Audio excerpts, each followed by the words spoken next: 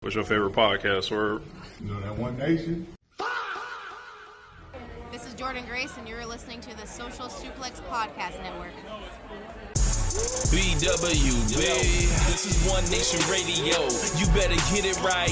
Rich Latta, James Boyd came to give them life. The Blackest Wrestling Podcast has come to kick all ass and drop it 6 feet if they kicking trash. Word, let me welcome y'all to something different. And if you dig it, man, you should let some friends listen.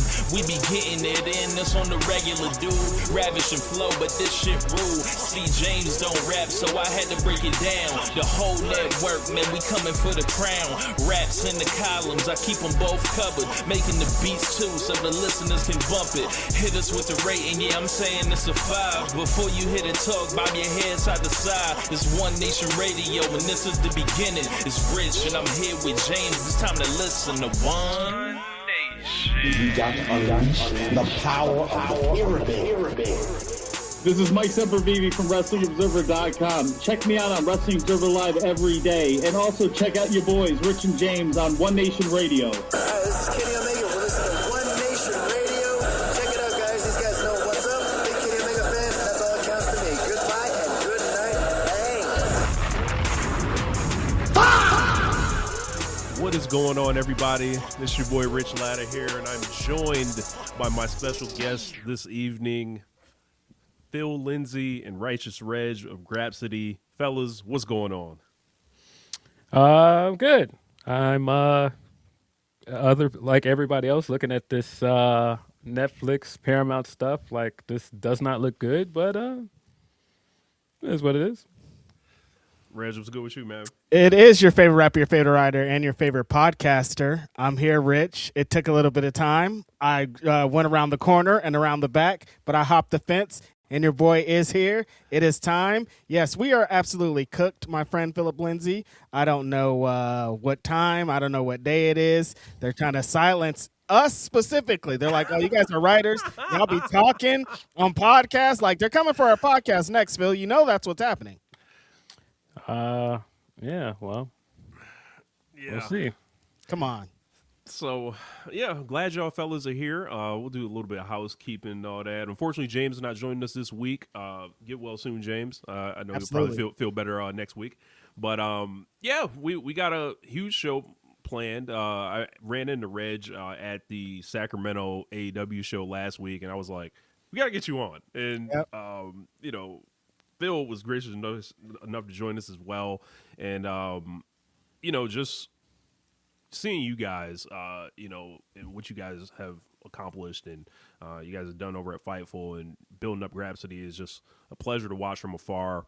And, you know, just we've always kind of been kindred spirits kind of out here. And it's really cool and to know you guys a little bit, you know, off, you know, the public podcasting forum. I know a lot of people are excited about seeing us all here together today, and I'm sure there are probably a few people not excited seeing us all together. Absolutely. So we gonna entertain them too today. So Listen, man, I saw Dave responding to people. I saw Ibu responding to people. Bad week for the bozos out here, man. Yeah, bad week for the bozos. It's tough. It's tough. It's tough, man. You know, saw a lot of stuff going down on the line. We did get some questions from the folks in the Discord. I'm gonna start with those first, and before we get into you know, the regular stuff and all that. Okay. Just because I feel like there will be a few interesting questions. So I did hit up the Discord, and unfortunately, the first one from King of the North, he said, when are we getting James Boyd on a wrestling walkout track? Never. I'll answer that one for you. So Easy as that. Literally on ours, James doesn't rap. Like, and I've always messed with him from that. A question from my boy Doc. I guess I'll throw this to you guys. Too short or E40? 40 water for me. Oh, y'all trying to get me beat up out here. That's crazy. That is wild. These are legendary figures out in this spot. Too short or E40? Oh man, Too Short, I love you. You're amazing. You're wonderful. But like 40 water, dog. Like the culture still runs off of things that he just says offhand. Like when I go to the grocery store and I see E40 breakfast burritos, I'm like, how could you not? You know what I mean? How do you go against that? So I'm actually be the different one. I'm gonna go with Too Short here, and for me, E40 was a learned language, literally, and Legit. I didn't know what he was rapping about for the longest time, and it just for me, I had to learn that E40 wasn't whack. I just didn't understand him like that. So Yeah. that it Yeah. took me a while to like. He's an acquired taste. Right. So like I think I actually I don't know if you guys are familiar with on Netflix, ironically we were talking about a couple minutes ago. The hip hop I forgot what it's called. Evolution. Hip hop evolution. Yep. It's like a 4-part documentary. They go through all the major cities. In that Oakland episode, I learned a lot about E40, and then I just kind of learned to recontextualize them in that sense. Another question from Doc, he said, is Cody the G-Eazy of wrestling? That is sick. Listen, I mean, I the quote today did not help my guy, but We will, yeah. that quote today did not help him. But the thing is, Cody can actually wrestle. The jury's out on whether G-Eazy can actually rap. So I won't let you guys put that kind of allegation on him just yet. Shout out to Miss J. Doom, $10 super chat. She says, "Love seeing my two favorite pods together. Appreciate you being here." Hey, appreciate that. Thank you. I wouldn't go that far. I think I think Cody holds a higher place than what G-Eazy holds as a rapper. You know what I mean? Like, Yeah, he looks wild in some places, but it's still like, that's Cody. You know what I mean? And like, I wouldn't be like, that's G-Eazy. No disrespect. right. Question from Rambo and Slam Pig. He said, "What is your preferred character or moral alignment for Swerve?" He said he liked his babyface run a lot, but his evil mastermind character is my personal favorite. I just feel like this guy has been itching to be heel again. Yeah. I mean, I think like Swerve as a baby face is fun. Like people can do the dance and like do like the chant and everything, but it's just something about this guy when he's in his bag and when he's doing stuff like he's been doing for the last 2 weeks. When he told that kid the other day, "Your mama boy," I was like, he's been waiting. He's been waiting. Look, y'all. Reg, go ahead.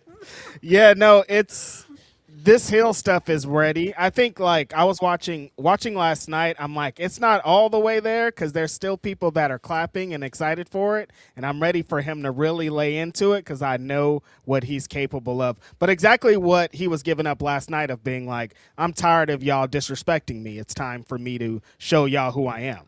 I had a talk with Swerve a long time ago, like years before he was anything close to a main eventer, right? And I remember hearing from him, he was like, he always thought he needed to be a heel to break through and all that. And I told him, I was like, you're going to make it to the top as a babyface. So in a way, we were both kind of right. Definitely. I personally, the way I see wrestling as far as like, because I look at it like there's a business aspect to it. There's like a legacy kind of aspect to it. I like baby faces, and I think he does a great job as a baby face and all that. But I can understand the creative drive behind being a heel because when he got hot, it was as a heel, and he was saying borderline uncomfortable things in AEW, like I'm gonna be the first black champion, which not everybody was always receptive to, and in a way endeared him to a lot of people. And then on the other side, it was like, hold on, like you're saying you're doing too much. And I think if he can get people uncomfortable again, yes, that's where he's going to have to tap. That's where he'll tap into this heel character because, as you mentioned, Reg, people are still going to cheer him because he's a star at this point. So he looks cool. It's not going to be "boo, we hate you" or anything like that. Like it's going to have to like take people just and adjust them slightly. Like as far as like thinking they see what's coming. No, you don't see what's coming. And dynamics are so different too, because like people love Kenny Omega, but then there's a legion of fans that don't like Kenny Omega that'll cheer for Swerve for doing something like that. So it's a larger conversation of like heels as a whole, and will there ever be a truly heat seeking heel? Because like Max gets cheered, like no, whatever heel you can name, they all get cheered. And will there ever be one that truly gets booed for what they do? Right. Yeah. Right. I don't know. I think I saw when he cut the promo on Max in that episode, and then the way he wrestled Kevin Knight on the episode close to that as well. I was like, yeah, It's on the way. I was like, this guy will be heel very, very soon. It was just very apparent to me. And it's just something about the promos and stuff he cut as a heel. It's just a different energy, man. It is. Question from Sissy Blade. Rich Latta, secret embassy member ally. Of course. What do you think? Like, It's pretty apparent. You're out loud with it. Yeah.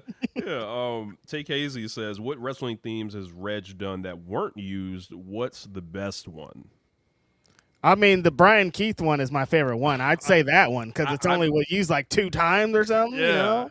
Like Yeah. that one, like I like that song. Like I listened to that, I'm like, me and Rich got to have a good time. Like it felt like this was gonna be the one, and then like it just. And I keep telling people, I said no Apple lyrics at all, so we could change this to a different song right now, brother. Yeah. The same lyrics and everything, because I knew this bad Apple thing wasn't gonna be forever. But like that's definitely the one.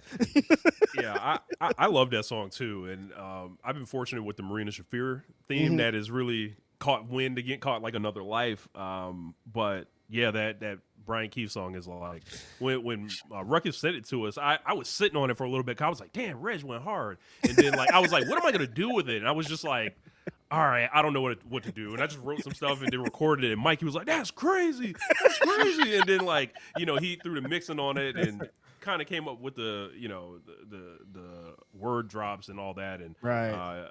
I think it's a really dope song. So hopefully if there's another change for Brian Keith, maybe we can do something again. Yeah, let's do it.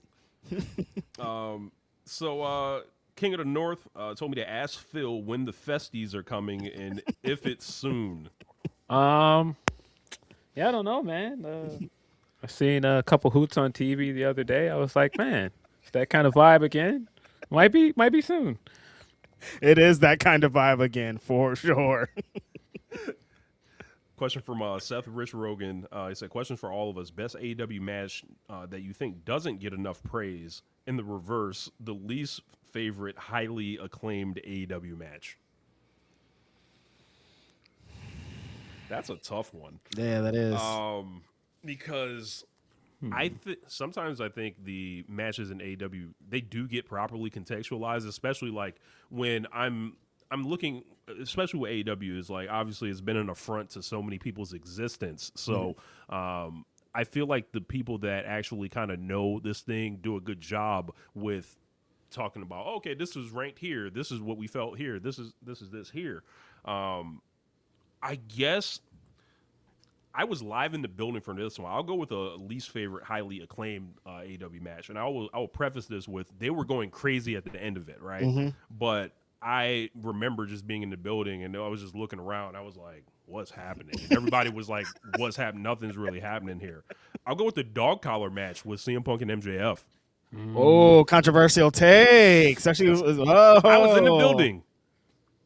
Y'all were there too, right? You were there. We were there. I wasn't there for that one. Oh, you weren't there? Phil, I was Phil there. didn't go. Yeah, I was remember with y'all Will. came. We kicked it after. Yeah.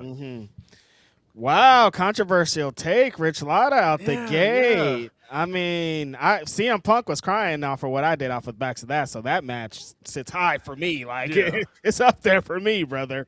I can't even think of a match that's highly touted that I'm like, that match sucked. You know what I mean? Like, yeah. I feel like I like the Four Pillars match more than most people, and I don't really understand. I didn't really understand the hate for it afterwards. Like, I like the build. The build had its issues, but I thought the match itself was really good.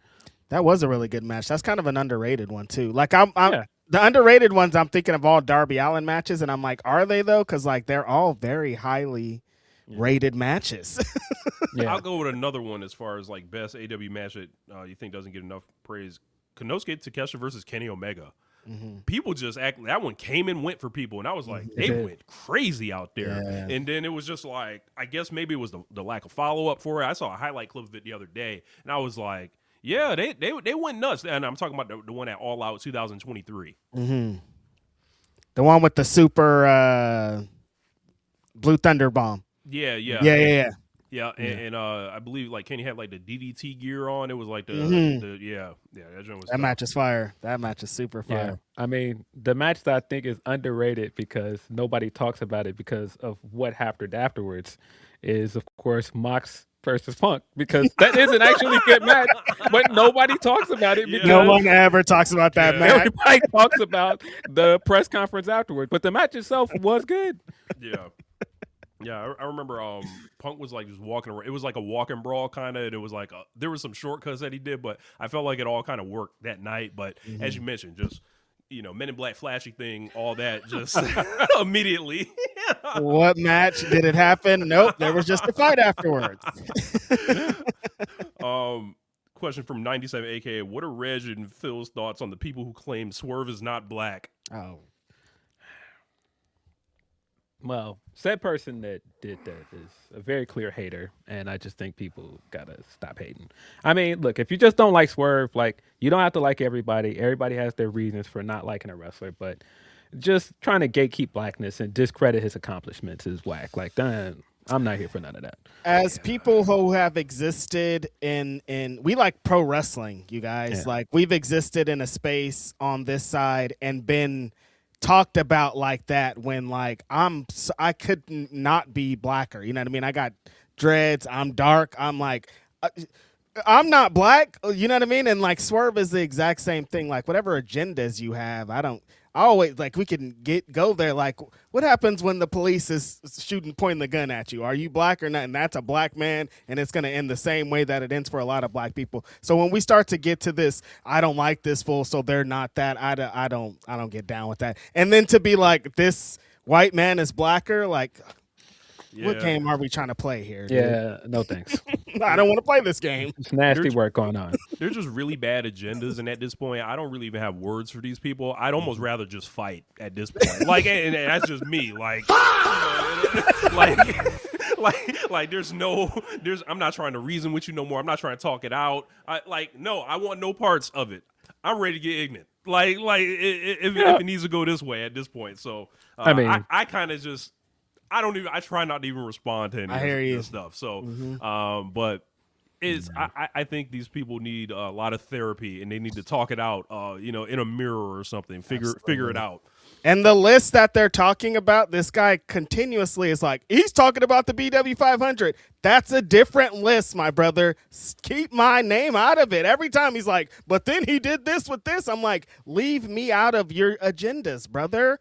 I don't. That doesn't fly with me. Swerve, I'll tell you guys, Swerve has been like, "What's this list shit too?" Because he's like that. But I'm like, I'm putting you on there because you're number one. Fool, what are you gonna do about it? Like sometimes when people try to relate these, I'm like, a lot of wrestlers have told me, black wrestlers that you like, what is this? Like they contest it because they don't like this list shit either. You just gotta force them into it. I don't know what's going on here. It's like it's either one or two things: force them in or leave them off. That's all you got here, dog. I don't know what you want from me. It's it's certain stuff that I will refrain from saying on a podcast or on Twitter because, as I said when we talked about the Raheem thing, I just don't think every conversation is for everyone. Some conversations need to stay in a group chat and they need to stay among us. But Phil, Randy said he can say it, dude. It's fine. God, Randy said he can say it. I just think we gotta be careful about conversations we're having in front of people, and that's what's kind of nasty about saying that this guy is not black, because you'll allow somebody that's not black to be comfortable to say that because they just don't like him or they don't like AEW, and that's why I'm like, you gotta be careful with stuff like that. Like just because you don't like the guy, like that's just dumb. Yeah, I think it's he's got multiple strikes against him. Like when you think about it, defied WWE by happening to get fired from there, apparently, Yes. So, and then go and be a success on your own. Be black. Be vocal about it. Be vocal about how he feels about the industry and everything like that. And a lot of strikes. And if anybody's built to handle it, it's him. So absolutely, yeah. Another question, Brandon Van Candia. How long do you think it'll take for Swerve to overtake MJF as the most interesting / important heel in AEW?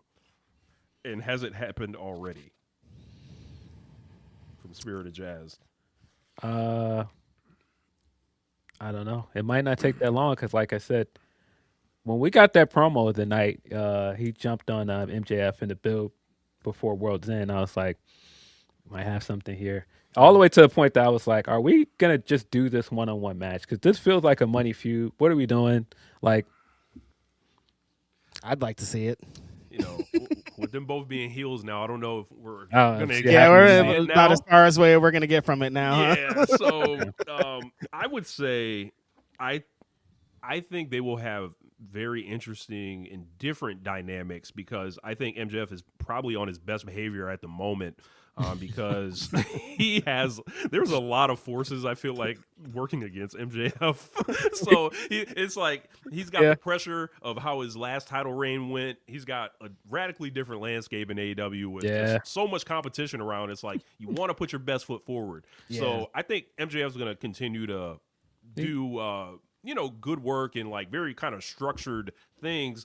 It is going to be interesting to see who will continue to work with him, or stuff like that. And with Swerve is so kind of, I feel, versatile. Yes. Like you put him with Brody King. I think what he's going to do with Brody King is going to be different than with what MJF did with him. So there's going to be a direct, comparison right there for however people want to feel about it.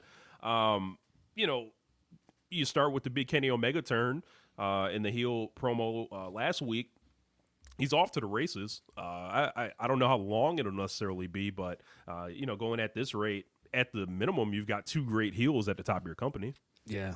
I think having the opportunity, having the same amount of opportunities as Max is what'll get Swerve to overtake it. But I just don't know if he will be afforded those opportunities because Max is like kind of given free reign, it feels, to kind of dictate where his things are going to go. But I think Swerve, if he kind of gets into what we've been talking about and kind of really hones in on it, he's on his way to being up there. But Max is just afforded so many opportunities. It's going to be hard for anybody in AEW to really overtake him as the number one heel just because of where he lands. Yeah, that quarter five is going to be on lock. Right. Just like that. Absolutely. But so another question for Rambo Slam Pig. He says Swerve, Ricochet, and a good portion of the Don Callis family have already achieved that. The question is if he was responding to another person. If TK feels that way or not. Let's see. Yeah. From Chloe, question: if Reg and Phil had to choose one wrestler from outside of AEW to join the company, who would they choose? He keep telling everybody on every podcast that he wants to stay. He wanted to retire. His neck's hurting. Like, I don't know. Why do you guys tease in AEW? I never wanted to go there. I'm AJ Styles. I don't know what you're doing to us, AJ Styles, but leave us alone. My number one answer has been and will be for a long time. I don't know what his health thing is. It's always going to be Kevin Owens / Kevin Steen. He's always like that energy is AEW. I don't care what he is, what he's done, like the spirit of what this company is. He built this, and I need to see it at least one time. But it's health first, Yeah. Yeah. Before all of this stuff, we got our hopes up for AJ. I won't say AJ. That son of a gun. I keep saying it's Finn. Like, I don't know why Finn is still over there. Why are you still in this sinking ship of Judgment Day? Why are you still doing these things? Why are you still allowing them to put you in the pay-per-view right before WrestleMania and everybody knows you're not going to win? That's tough. He was close to being out of that contract too. I don't know what happened there. It's Finn Balor. I want Finn Balor out of that company. I don't know why he's still there. Mm-hmm. I can't even think of anybody, honestly, because AEW is so loaded. Like, I was there the other week, and I just looking to my left, and Tomohiro Ishii is just sitting there, and it's just like, all right, man, like this is overkill at this point. As far as just like everybody that I really want to see. A lot of the WWE roster, they're older guys who I feel like I've already kind of seen their careers, and it's not like they're not ascending. So like for me, I guess maybe it would be somebody under the radar, like bring like a young prospect, like a Kendall Gray, someone like that I keep, seeing through clips, or a Sol Ruka, something like that, who would fit right in, You don't watch Evolve? Style. Unfortunately not. Only through clips. So Come on, man. I know you be having Tubi on at home. Oh man, I do have Tubi. Man, Tubi be having some great stuff on there, bro. Like, No, no. and it'd be like, I'm here paying for Netflix. I'm paying for whatever, Peacock, all the services. I'm like, man, I go to Tubi. I'm like, man, I got all the '90s movies on here. What's up? I know Tubi is recommended Evolve to you, Rich. Just click on it one man. time. It wants you to watch. It wants you to watch. Sick, disgusting. So my man, the Great Devil, $10 super chat, say crazy. Got to catch a replay because I'm traveling for work on the East Coast. I knew it was going to be cold, so I got the Grapsody hoodie under the coat. Then y'all are here on ONR. The stars aligned. Shout out to my man Dev. Yeah, again, I live on the West Coast. I don't know nothing about that. I'm sorry, you guys. I'm sorry. Yeah, man. Question from Trish. She says, do you feel the likes of Trick Williams and Obafemi will be able to break the glass ceiling in WWE, or will it be business as normal? I think Oba has the best chance of doing it. I know people keep trying to tell us Trick is a star, but again, you can put him in all these positions. You can keep telling us he's a star, but until you book him like a star, I'm not going to believe it. And I think, like I said, Oba is different. Oba's got the look. He can wrestle. And I keep saying they have the most vested interest in making a success story out of him because of the NIL program. And out of anybody from that NIL program, he's got the most potential to be a top guy. So, yeah, I think that Oba can't break the glass ceiling. I do think people are going to have to be patient, though. I think people that think he's going to come straight up and run through everybody and, win Royal Rumble next year and all that, I just think people got to pump their brakes. Yeah, he's the one that I've continuously said, if they don't do it with Oba, this is the test right here. Like, we've seen people come up. We've seen guys that are talented. Swerve was there. Like, if they don't do it with Oba, then they're not going to do it. So, this is probably the best test we'll ever see. I think the one question I have about Obafemi, and maybe it's, I don't know if it's out of turn to say this, what's up with the accent thing?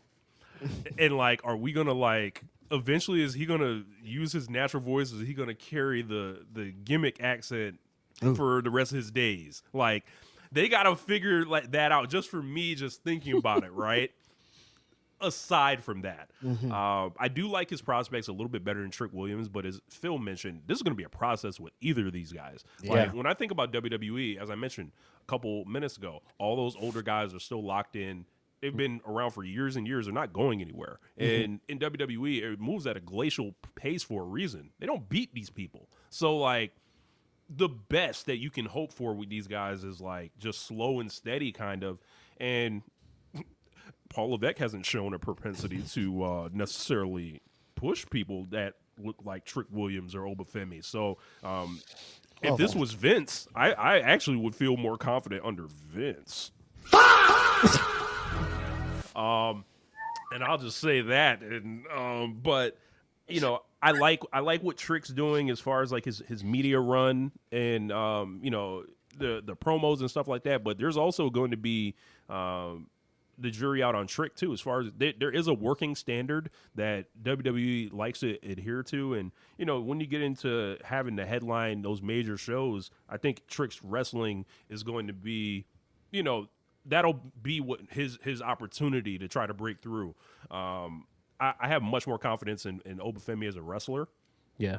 But like I said, the accent thing and like, is he a gimmick performer the whole time? I don't know.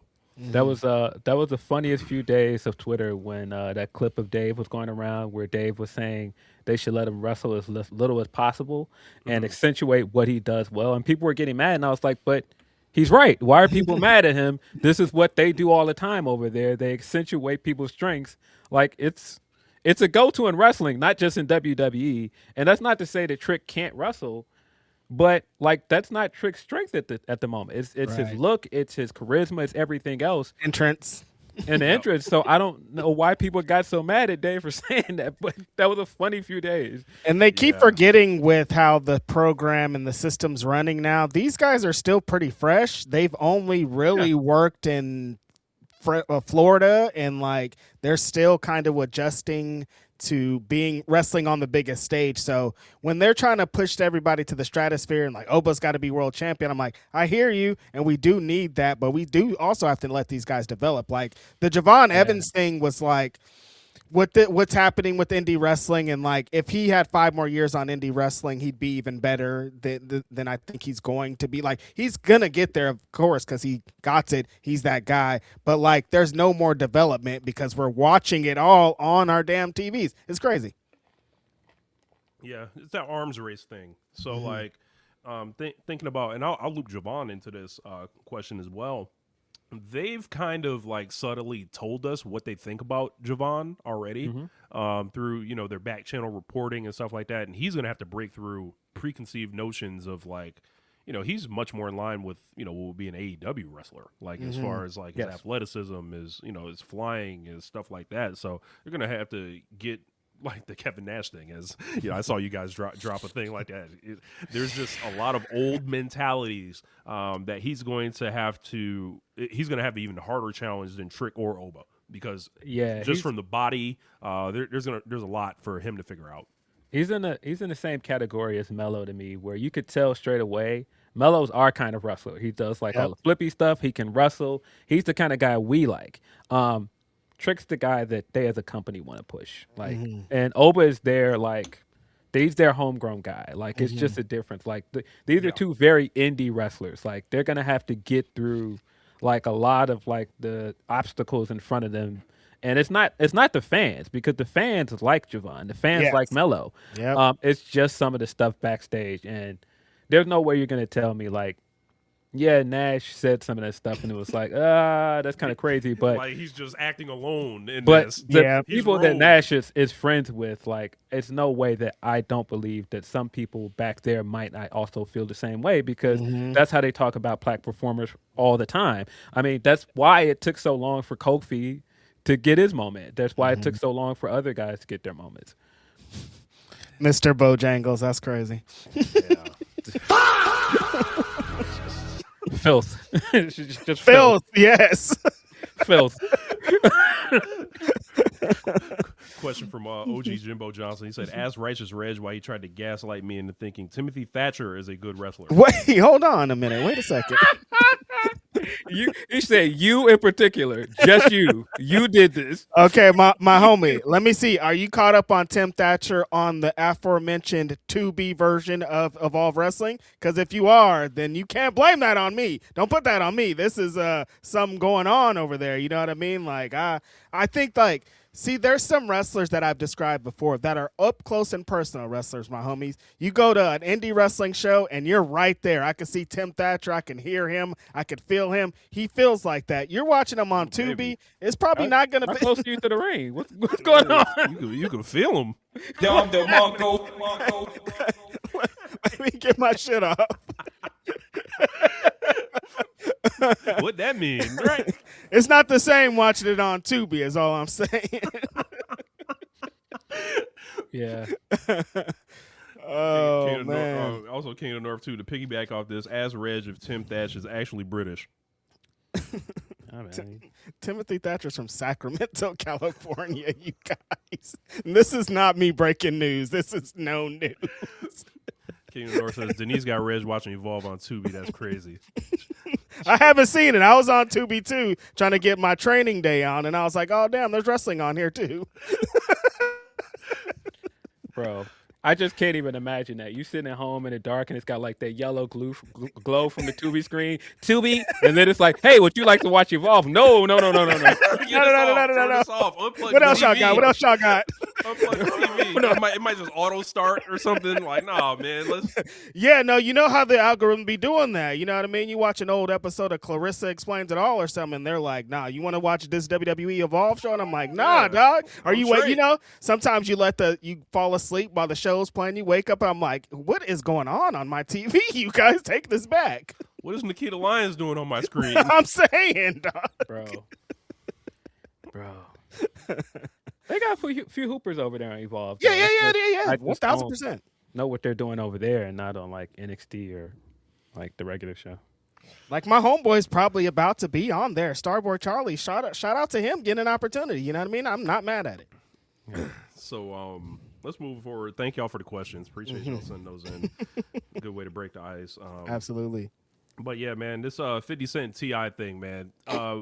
we know y'all talk about the rap. We do the same thing over here, and I figured this is like I was waiting. I was telling Reg, I was like, there's gonna be something that happens. We'll put it on the list. I'll just monitor it throughout the week.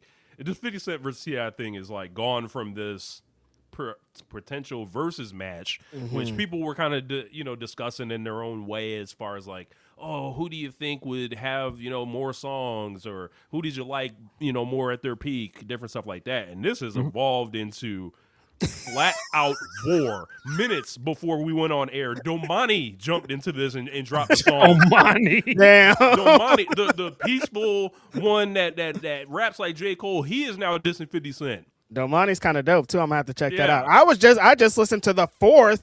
You guys count him fourth T.I. diss for 50, and I was like, what's going on here? Like it went when he was with his family and his mom, and they're at dinner. Hey. His mom's kissing him on the cheek. I was like, you know what?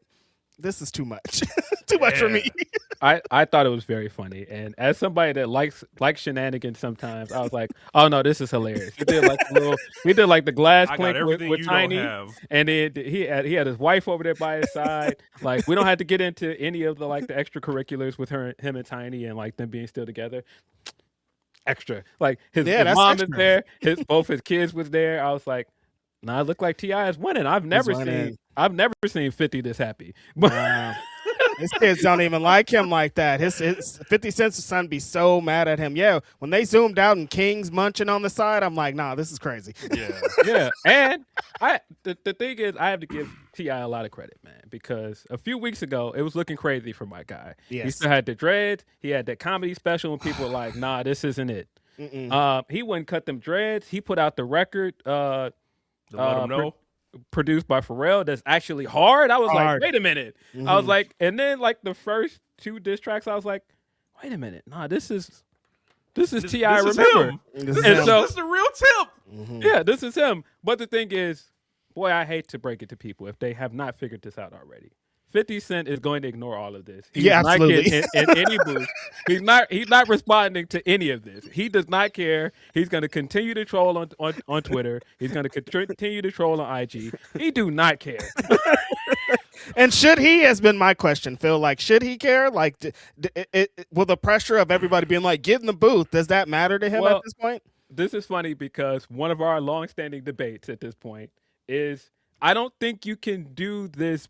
I don't think you can say one person has to respond, but then also when it becomes other people, the rules are different. And I think people are applying different rules to 50 because it's 50. Yeah. 50 should respond because this is T.I. Yes. And if you're going to say T.I. is not in his weight class, no. T.I. is a legend. 1,000% in his weight class. Yeah. T.I. is a legend. And the only people I see saying he's not in his weight class are New Yorkers because like, oh, well, was T.I. even that dope? And we're not going to do that. We're not going to do that. That guy had a run, bro. He had a run. I'm not trying to hear none of that. That guy I think that's an interesting thing that you bring up because a lot of this 50 Cent and T.I. thing has been wrapped in East Coast versus South thing that people have wanted in one way or another for 25 years. And T.I. being essentially the face of Southern rap or whatever. I wouldn't call 50 the face of New York rap. That like he's not going to get I'm an East Coast guy by nature, but I'm rolling with T.I. because I've been fortunate to live pretty much all over the country, and it's great that you guys are on here kind of like different spots. So there's no Reg doesn't give a fuck like who who would come out on top here. He doesn't have goes from Chicago. So like it's like just seeing this, like I think the people want this badly, and the debate between them has they're very similar artists in a sense, like coming from the streets and mixtape runs and stuff like that, but T.I. just had a longer run.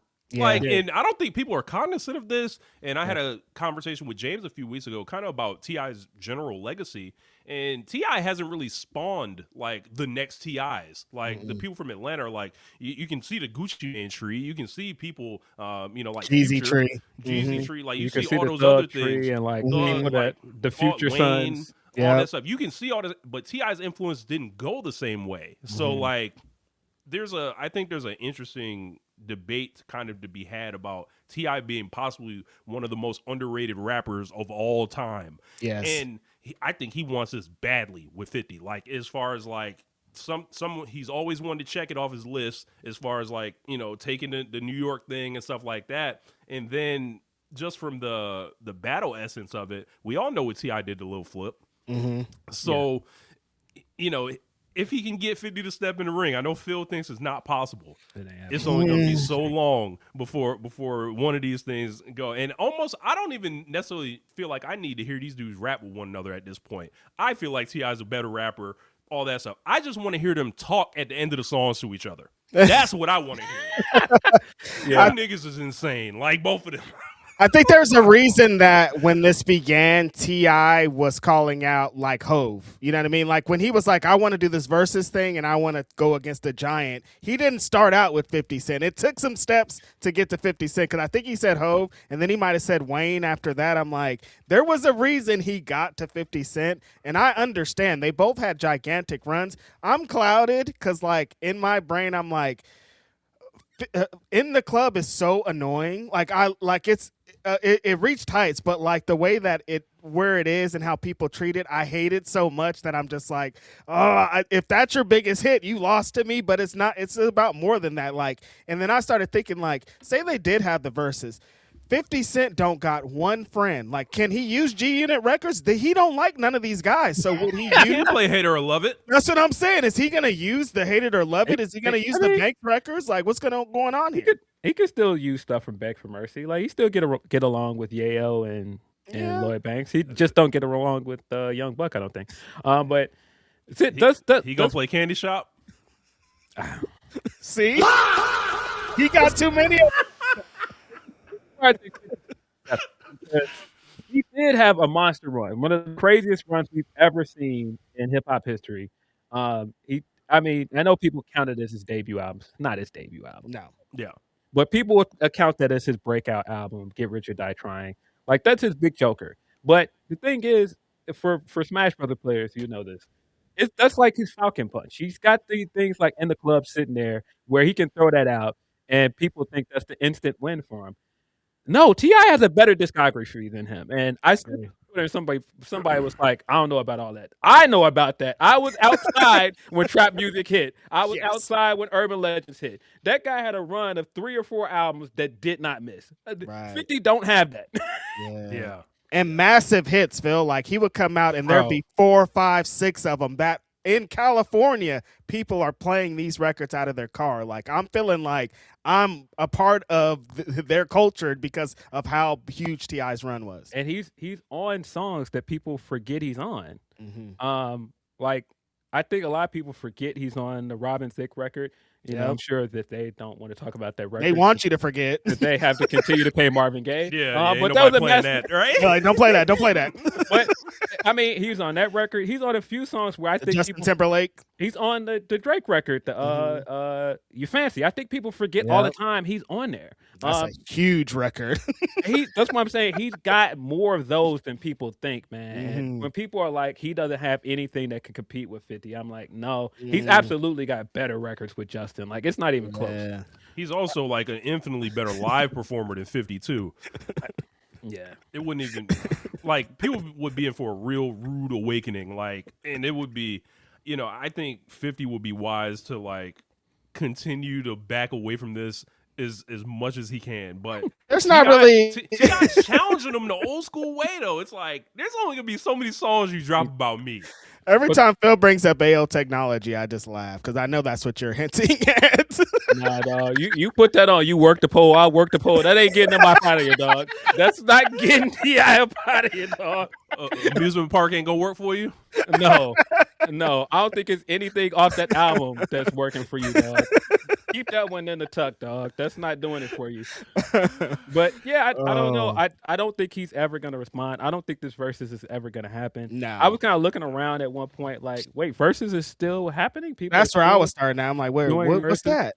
And they've kind of relaunched like under like Apple Music now, and it's like there's like a new like ever since that Cash Money No Limit one, they're trying to push it forward again. Nah. Would you guys rather to see like the verses or the battle? The battle. Yeah. The battle. Yeah. I want the battle. We're not getting the battle though. Nah. And it's funny because T.I. has like kind of a checkered history with verses because, of course, at one point they wanted him to do the verses with Bus, and Buster was. That's when we got the video of him like, man, you over here in a suit talking to us. It looked like you going to court, nigga. We got that. We got him trying to challenge other people, and they completely just dubbed him. I think the verses we were supposed to get, and it would have been perfect for T.I. It was T.I. and Luda. It was right there. Yeah. T.I. and Luda was the one. That was the one. They're about the closest to each other in weight class. That like they have like very similar careers. I think Luda's extremely underrated, like T.I. is. And I never felt like Nelly was a good competition for Luda. When they announced it, I was like, oh, Luda's cleaning him up. So when that went the way it did, I was like, why are you guys surprised? I knew this was gonna happen. I would take a T.I. Jeezy one too if you want to keep it Atlanta. But yeah. As you mentioned, like Luda obviously is there for him, and you could do any of the Atlanta folks. 50 is kind of in it, actually, I'll bring it back to Busta Rhymes. Busta Rhymes is a weird one because he debuted so early and then kind of had this career of these like singles. He's not really thought of as an album artist, and also like do you match him against a street rapper? It's kind of weird. Do you match him against a super commercial person like a Nelly or something? I think Nelly and Busta actually, now that we come to Bus cleaning Nelly up, that's like Bus is weird. Bus is a weird one. I would like that's if this was boxing. Like you stay away from a Busta Rhymes. Like, we don't fight him. Like there's no gain. Like if you beat him, it really doesn't mean anything. But he's probably gonna get you out of there. Yeah, they gotta match Nelly up with like Flow Rider or something. Like somebody like that had those kind of other kind of hits. You know what I mean? But this concept, when it left off of Instagram, like they'll never be better than like Premier and RZA doing a beat for beat. Like I can't. Yeah. Like. It peaked with Locks and Dipset, and like, do we need verses as a concept after that? That was it. That was the golden run right there. Yeah. Did you guys happen to see the Mike Will Made and the Hit Boy one? Oh, I didn't see any of that one. Yeah, that one was probably like a month ago, and it was in L.A. And Mike Will Made it just blew the doors off of Hit Boy. It was bad for him. What did Hit Boy? When I heard it announced, I was like, Hit Boy got some. He could definitely. He shouldn't be getting blown out of the water. Like, what happened there? Bad song selection, and then like Mike Will Made it just his 808 just like he got them large destroyed ones. him. Like, and it was just like he got. It was just like he is working with Miley Cyrus. Like, it's hard to. I know you just brought up Miley Cyrus, so when I say this is not related at all. His beats just had more ass in them, like so like it just like it moved the crowd in a different way. No relation, you guys. No relation. No relation at all. If you couldn't tell, But yeah, man, let's move forward, man. So AJ Styles on Monday Night Raw came out and basically they played like this really nice tribute to him. I think they used a Creed song, and it was like "Don't Go There." Like I don't know the one that it is, but y'all know what it is. I don't know the name of it. But y'all know what it is. Oh, God. It fit perfect for him. And I saw some people was just saying this is just perfect. And I actually liked the video package, this one more than the Cena one that they did. No, it was great. It was really no Vince in this one. So, like, well, there's that. Shout out to Shadow. X641 Scary Movie 6 trailer looks fire. Oh, that dropped. Super chat. Yeah, I want to see that. I saw the Mortal Kombat 2 trailer. Hey, the Mortal Kombat 2 trailer looked hard, though. Yeah, I was like, Street Fighter, y'all was talking trash on stage against this? Crazy. Y'all about to get blown out the water. Brenville, okay, Higher by Creed. Can you say me high? Okay, yeah. So they do that, and they bring AJ out. He cuts a nice promo with his wife in the front row. And then the Undertaker comes out, and it's like, he gets the huge entrance. He's riding a motorcycle to the ring. They're playing American Badass, and I'm like, oh shit, this thing is about the Undertaker now. He gets in the ring, and it seems like they ambush AJ Styles by telling him he's going into WWE Hall of Fame immediately. Do you think that is it because it was 2 TNA? You think they're like, we gotta get some of us out here. Like, we can't have Abyss and Petey Williams and God, you know what I mean? Like, we got to get some boys out here. Send Big Take out there. Is that why you think it is? Or Undertaker has become the what did they say? The reverse Grim Reaper, like imparting Hall of Fame news. I never knew. Oh my God, what are you doing out here? I never knew. Yeah.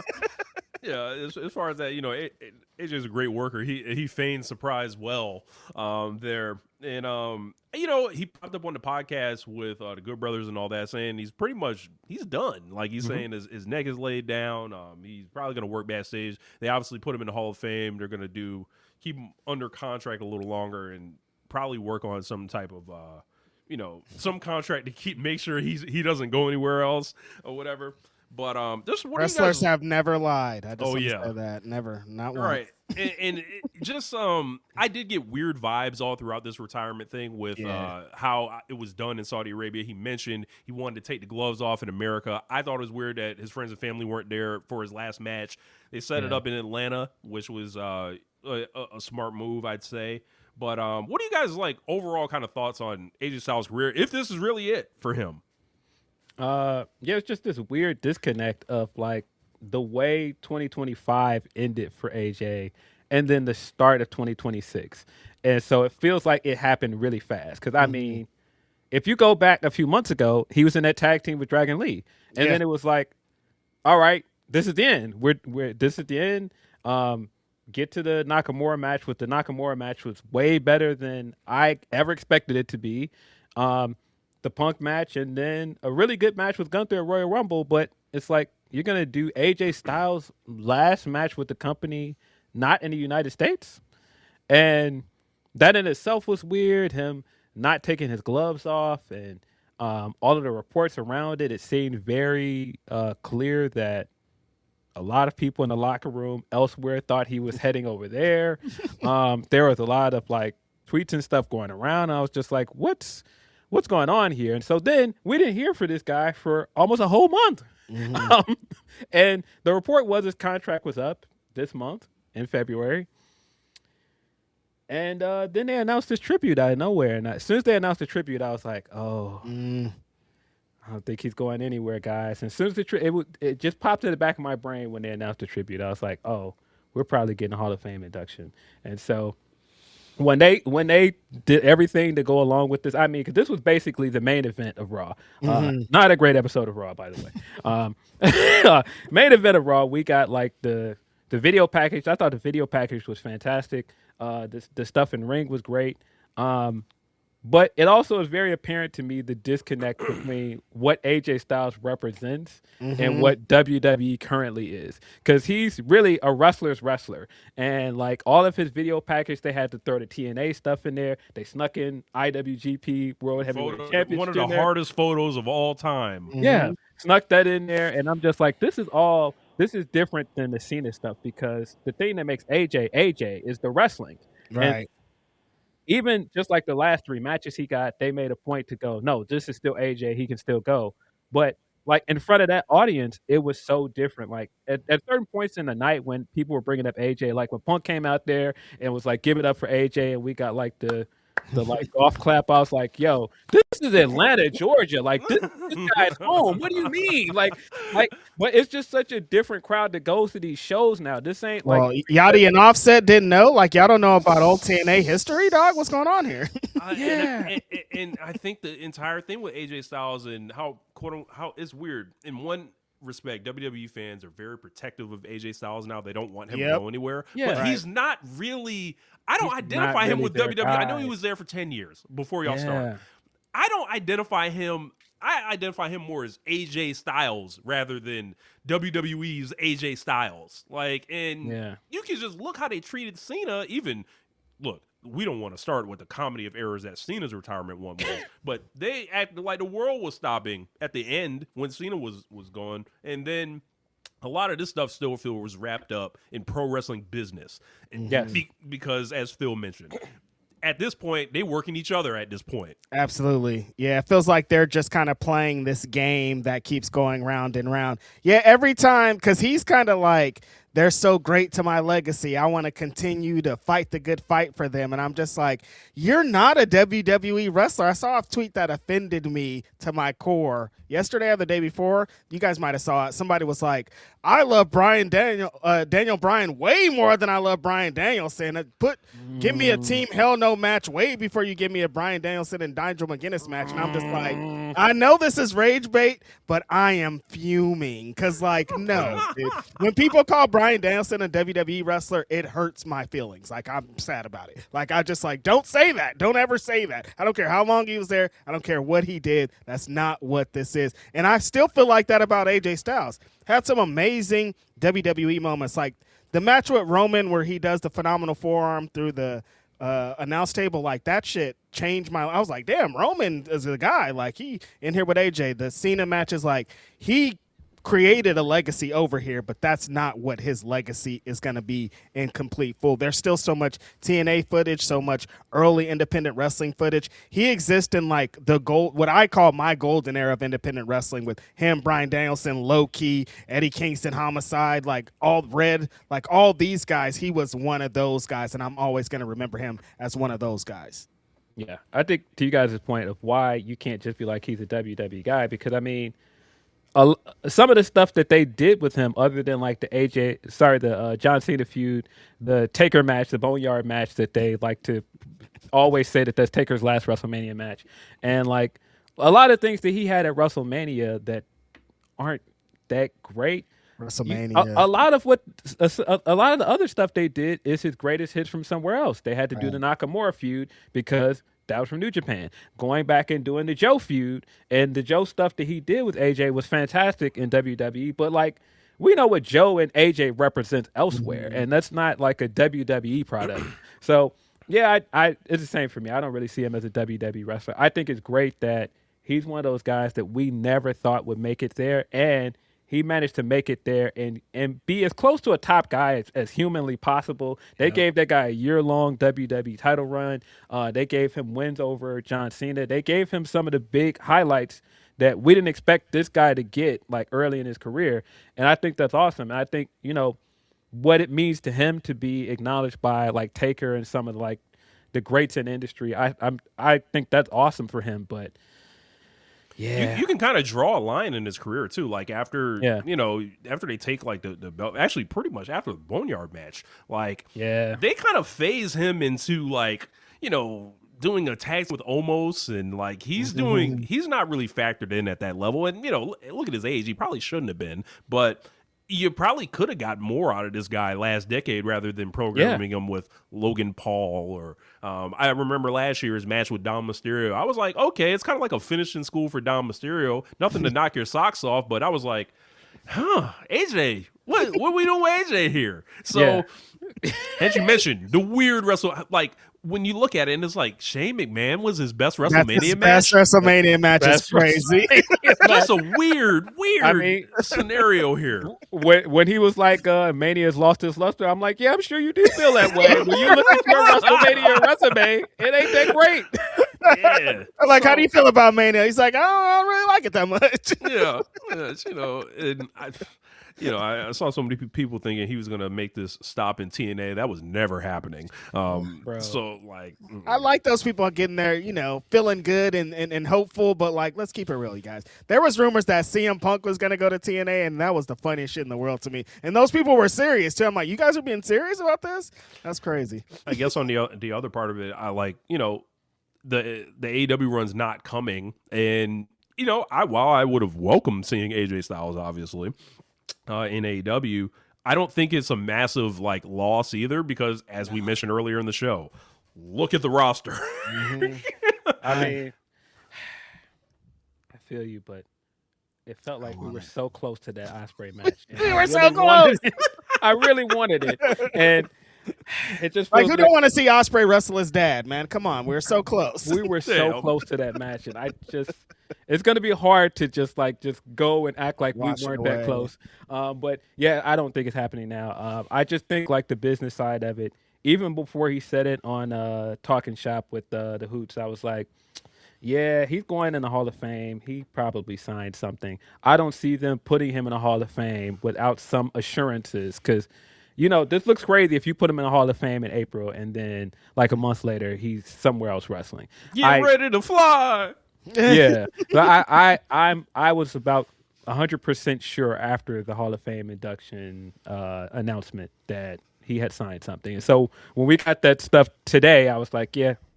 He's probably. Listen, I ain't gonna hold y'all, but I saw bald-headed HBK wrestle in Saudi. Nothing is forever. Nothing's final. And even if not AEW, Saudi's gonna come calling again, brother. How much money do you want? He's gonna AJ wrestle Styles? again for sure. Because he still looks like he's in great shape. Yeah. So he's gonna wrestle again. I'm just not sure it's gonna be where we want it to be. I think it's gonna be over there.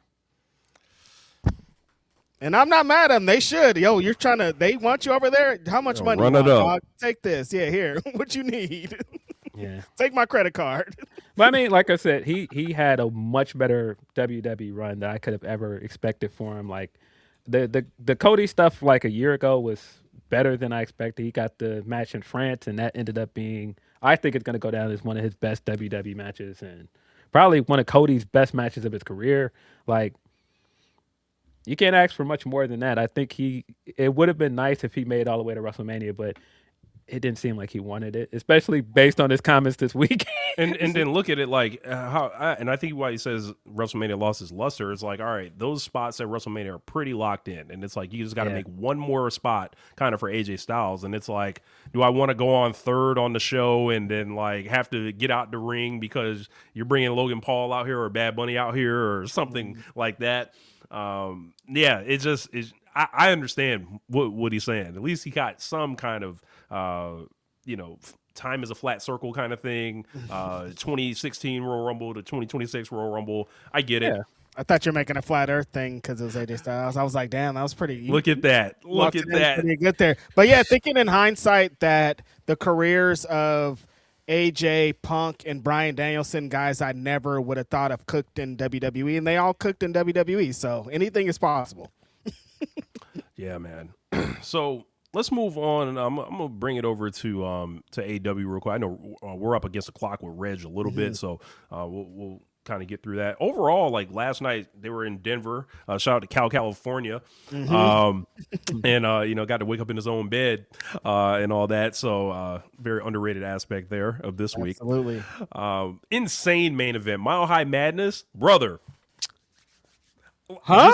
A brainless classic. Like I didn't know what to expect when this match was announced. I was just like, there's like 7 guys on each team, 6 guys on each team. It seems like, and it was basically anarchy in the arena on TV. Yeah, it basically was.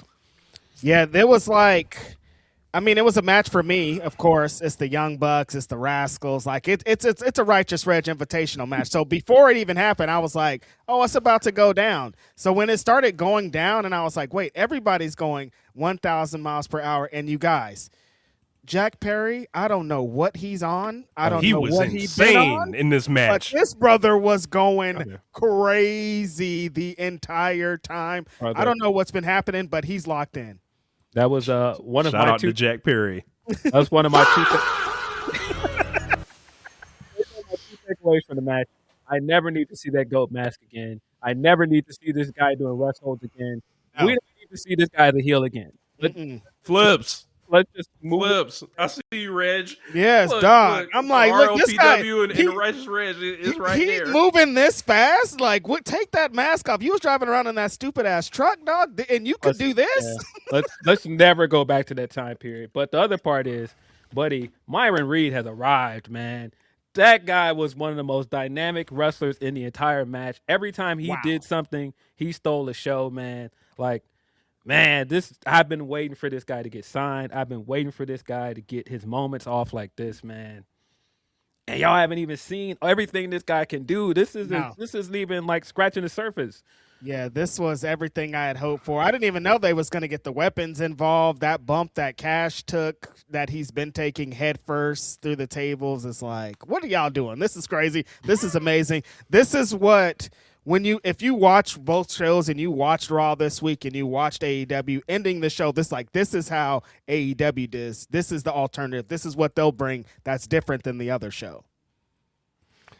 Got a question. Yo, Reg, can you recreate the I Got Hose rendition of Baltimore for us? No.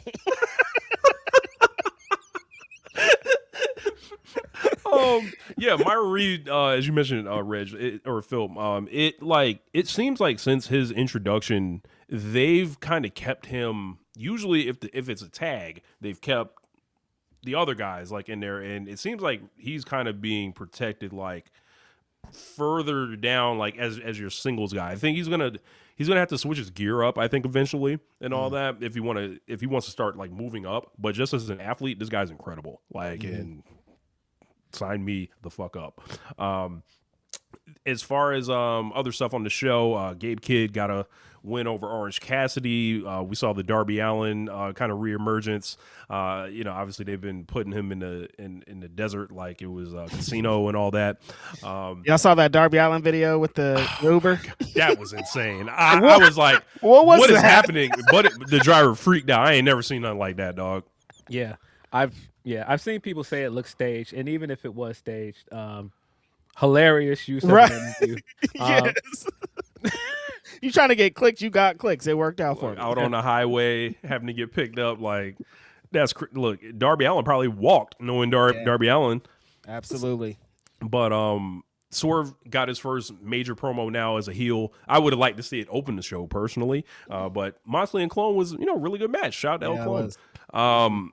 As far as Swerve's promo, he pretty much gave his mission statement to where he was like, I had this talk with Hangman Page and, obviously before All In, and he asked me about, my regrets. And, I told him I did regret it, but now looking at everything that, I lost and all that after that, I can't live with any regrets. So I don't know what this man's about to go through as far as, what he's about to do to people. But he looks like he's locked in, and I think he's been preparing for this for a few months. And it looks like he's going to get in a program with Brody King to begin with. Mm-hmm. And that Brody King and Mark Davis match, Mark Davis, him and Jack Perry have been drinking the same potion or something because this guy has been going insane. These guys were throwing hammers the whole match, throwing ass at each other. It was crazy. I'm like, yo, these guys are using every part of their bodies to go through this. But yeah, I think connecting Swerve with somebody who's had so much newsworthy things happen to him the last couple of weeks, and Brody King, and happening in LA, like when they announced that match on the backs of Andrade and Bandito, I was like, yeah, thank goodness I am going to Revolution because those matches are crazy.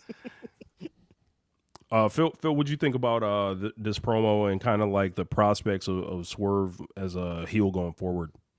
I like that this character has been consistent as a babyface and as a heel because his whole point the entire time has been, hey, I want to be champion, whatever I have to do to be champion. Oh, I came back and it's still the same stuff. I went away, had knee surgery, and I came back and it's like, oh, this is still the guy that's at the top of the company. We're still doing this Max thing. What I got to do to show y'all that this guy ain't the guy? What I got to show y'all that Kenny old, man. I get it. Kenny did it, but he ain't the guy no more. It's me. I'm telling y'all, it's me. If I got to kill this guy and throw him through a table to let y'all know it's me. A lot of this stuff feels kind of on the ball. I mean, just saying. Tell y'all, bro. Maybe some of this stuff is realer than y'all think. These are real feelings that Swerve has expressed before. So, like, I was like, no, he's spitting for reals. This ain't no promo, I think. No, I loved it. I thought the promo was fantastic. I think this is the best promo he's cut in a while. I'm glad. And Nana, it immediately made me remember Embassy Nana, heel Nana. I was like, Nana. oh, we've been having fun with Nana for so long. We forget that he's a great heel manager. It was like a light one-off. It was like a light one-off for him, and it's like, oh yeah, he can be especially valuable, like on the mic as a promo. He was just telling him to get up, like, and it was just like, hold on, where's this aggression coming from? Yep. So like, uncomfortable. That's the key here. They have to make people uncomfortable, and there are a lot of ways to do that, and especially in 2026. I was glad that he pointed out that at this point, I've gotten rid of all the elite. This is supposedly their company, right? I've beaten all of these guys now. Mm-hmm. I was doing some research with my boy Floyd Johnson, and I'm looking at it like I think the only other person than Chris Jericho to beat, they're run the elite gauntlet essentially. And when I say that, beat Hangman in the singles, beat Kenny in the singles, and then beat the Young Bucks in a tag, is Chris Jericho. Like that's the only other person I think that's done it in the history of AEW. Wow. So this is kind of a thing if he can and with Jericho's status up in the air. Perhaps he can kind of hang his hat on this, as a singular achievement for a while. And this is what Phil and I have always talked about with Swerve. Is like we just want him to be mentioned along those things. They don't, next to Chris Jericho, like they don't have other black wrestlers don't have these moments, aren't put in these positions to do these things. And Swerve is starting to rack up these accolades. Yeah, it's pretty interesting, from that aspect. Thinking about, we mentioned the world title, of course, MJF and Hangman kind of locked it in. They're going to have a Texas death. And what do you guys think about this Hangman never challenge stipulation again? Like me and James had a spirited discussion last week on it, and throw it to you guys. Look, man, it's a lot, man. I feel like they're risking a lot from a promotional standpoint, but I don't know if it's necessarily going to be received that way. The only thing I can think of here is the Hangman has to be winning. This is his signature match. Mm-hmm. You're doing the stipulation where he can't challenge again. I don't know in what world would that be a good idea for this guy to not be able to challenge for the world title again. That would be a massive mistake. I just don't know what we're doing if we're going in that direction. And like I said, now that it's the death match, it feels like this is Hangman's match to win. I don't know if this is kind of the way to give Max the ultimate bragging rights over Hangman, because if Hangman doesn't win, I feel like we've got to be doing a Kenny match at Dynasty, right? I would think so. It's in Canada. That's it, right. Like it's right there. Yeah, don't do it. It's going to be confusing. Yeah. So my takeaway is either way, Max is losing his belt soon, and I feel like either Kenny is heading into All In as champion, or this tells me that Hangman might be going into All In as champion. And either way, I'm not mad at either of those options, but I mean, I feel like Kenny doing a job last week to Swerve is kind of like a flashing light. Like it feels like, okay, you do a big job, put somebody over. It's like you got an opponent in the future. Should they go back to that? And then as far as like Hangman, this is tough. Reg, I hate this stipulation. It never feels good for me. We were there, Rich, when they announced it in the building, and eerie. Even there, I was like, "Oh God, no! I don't want this. No one wants this. Why are you saying this?" Just because, very eerie in the building. Right. We've seen what We've seen what happened with Cody. Everybody brings that up. It's just like I don't even want you to. Because, like, I'm with Phil. I'm like, the only logical thing is he wins now. Because, like, why? Right. I don't even want you to try to have to figure out on the end or have to do this other bit to get out of it or whatever. Because, like, why did you do this to yourself? Like, there's so many other ways you could have got into this. That just made me feel a little like people are like, this got me more interested in the match. And I'm like, I don't really, not me. I could understand it because, I felt like Heyman was very cold going into it. So it was like, oh, this threw like some gasoline on this thing where it's like, I'm interested in either one, they're going to put a belt on a wrestler we all really like, or two, they've done something like colossally terrible to this guy's career. like those are the options. Like, yeah. I just think the big problem here is, even with all of this, I still think Andrade MJF is a more interesting feud. Yeah, definitely. And I think it's because we've seen MJF Hangman so many times, and I don't think the stipulation has done anything to really change that for me. I thought the promo last week was really good. I thought the segment this week was fine. I called it right away that Max had a double-sided coin. Yeah. I was like, there's no way he would risk all of this on a coin toss. But yeah, I don't think that the Texas Death Match does anything to change it and make me feel like this match needed to happen here, especially because we're not even a year removed from the last Texas Death Match. I think we could have gone longer before we got another one. Right. Yeah. I don't think we were really clamoring for another one. Not that it's going to be an amazing match. Both these guys can work, but I just wasn't really fiending for like when he was like Texas Death Match. I was kind of thinking that too, Phil, of like we just kind of saw one though, and like I get that like that really adds heat to Max if he beats Hangman here in his own match, embarrasses him and all that. But it's just like I didn't feel the need for all of it to happen at this moment. Yeah, like I said last week, if Hangman loses this, it's like he's a leper. Like it's like he's just walking around. It's like you can't be the champ. So it's like some drastic got to happen from there. Like I don't think it's a good sign either that people are like, oh, the immediate way he can get out of stipulation is by turning him heel, and I'm just like, but we didn't even get all of the juice out of a babyface turn. He just turned face less than a year ago. Yeah. There's that, and there's also like, you know, obviously it feels like they cut his legs off the last time he had the belt. So it's like how many times are you gonna get that huge babyface moment where you win at All In and stuff like that? And then they didn't have stuff ready for him on the other side. I think we can all kind of agree to that. And I guess maybe you're looking at the landscape. Is he better off as a heel in the long run? Because we know that British guy is coming back. So Maybe, yeah. You know, just I'm thinking about this from like a pro wrestling politicking standpoint. It was like, hey, I feel like the big babyface has been chosen. So, you know, there's going to be a lot of guys scrambling to work, you know, on the other side of that. Like, you know, look at the last guy that just turned heel. Like that's a natural opponent right there. Swerve Will Ospreay, historical program right there. Hangman and Ospreay had limited history together, but it was awesome. So like, whatever happens, I think there's a lot of intrigue on this finish, and this doesn't, like I said last week, this doesn't end March 13th.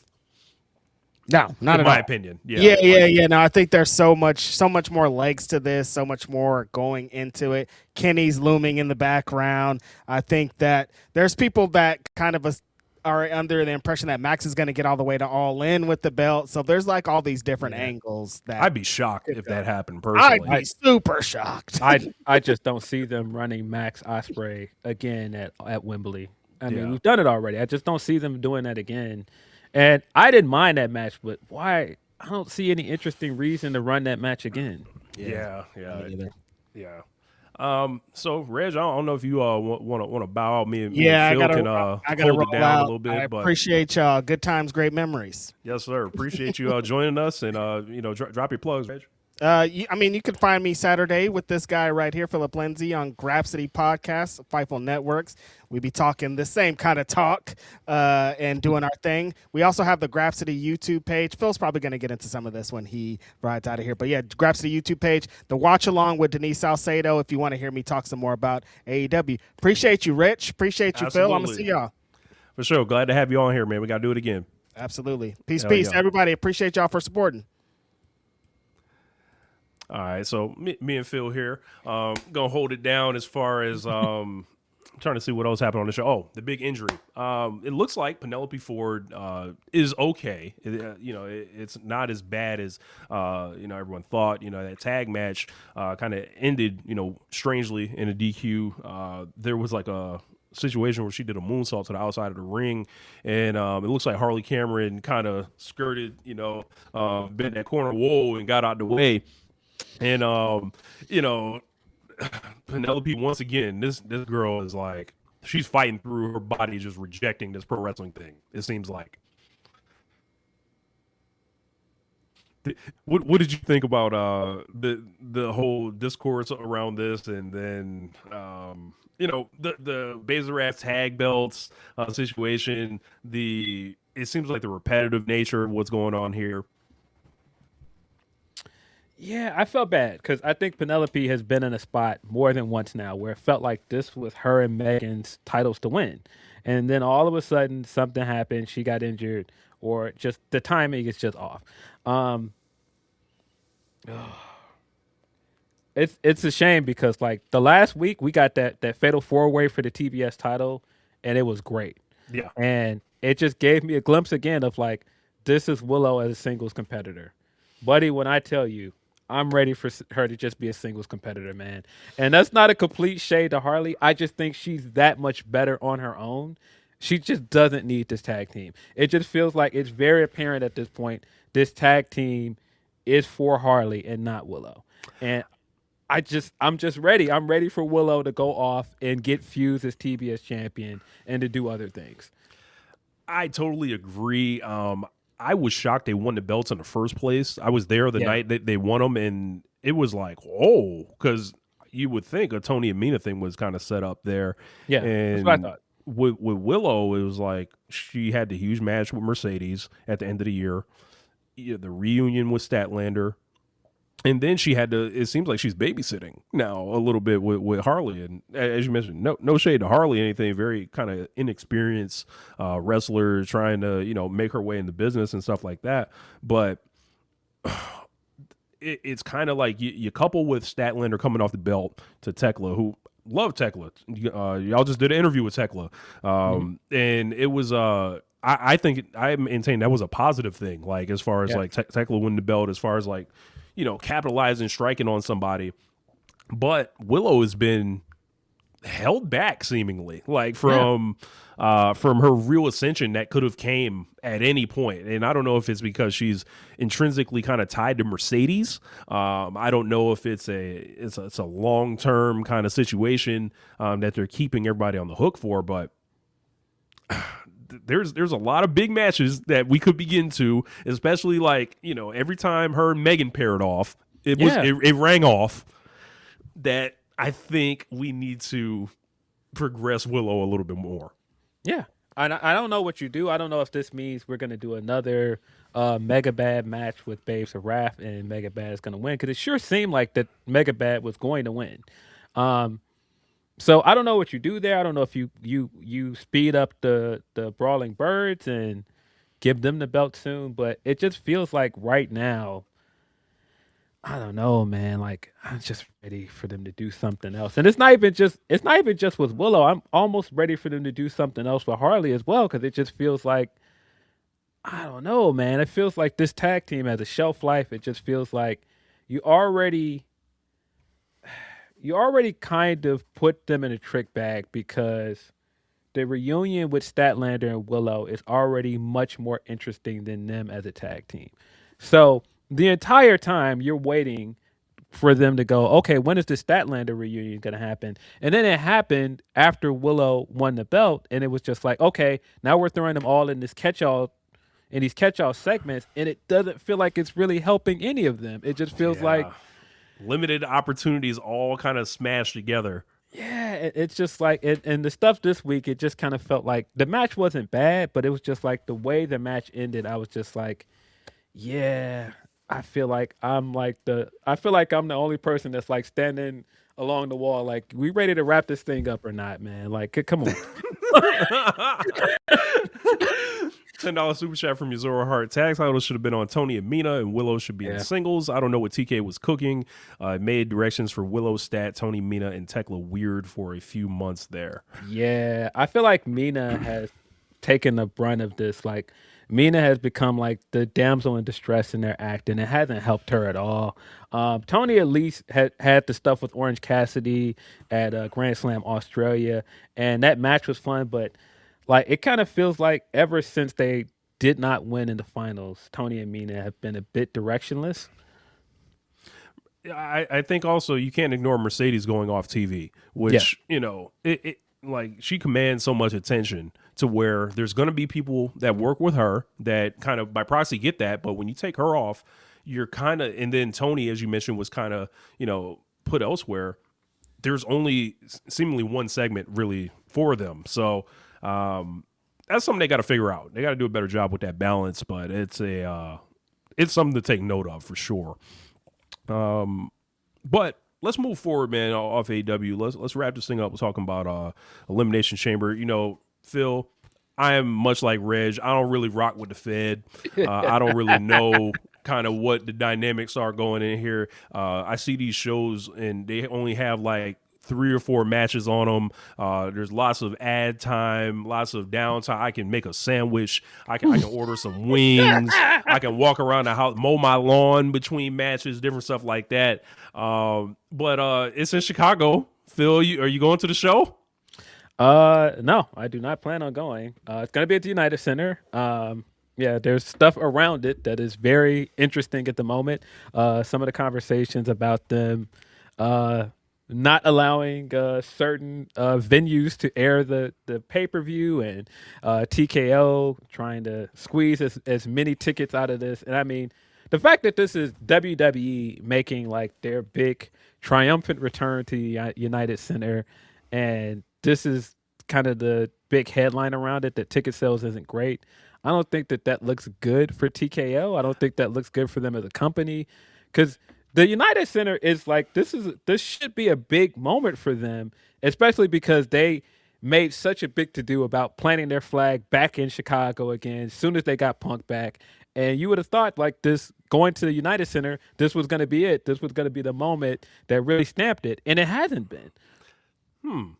So like, you said you're not going to the show. Are you sure about that? Are they going to be sending TKO vans around Chicago to ensure and kidnap people and bring them in the building? Like and unplug your internet wires and make sure you can't watch it at the crib. Yeah, I could end up going last minute, but as of right now, I'm not going. Yeah. But yeah, it's very interesting. The show, I don't know, because Elimination Chamber has kind of been now the focus of another way to get on the WrestleMania card.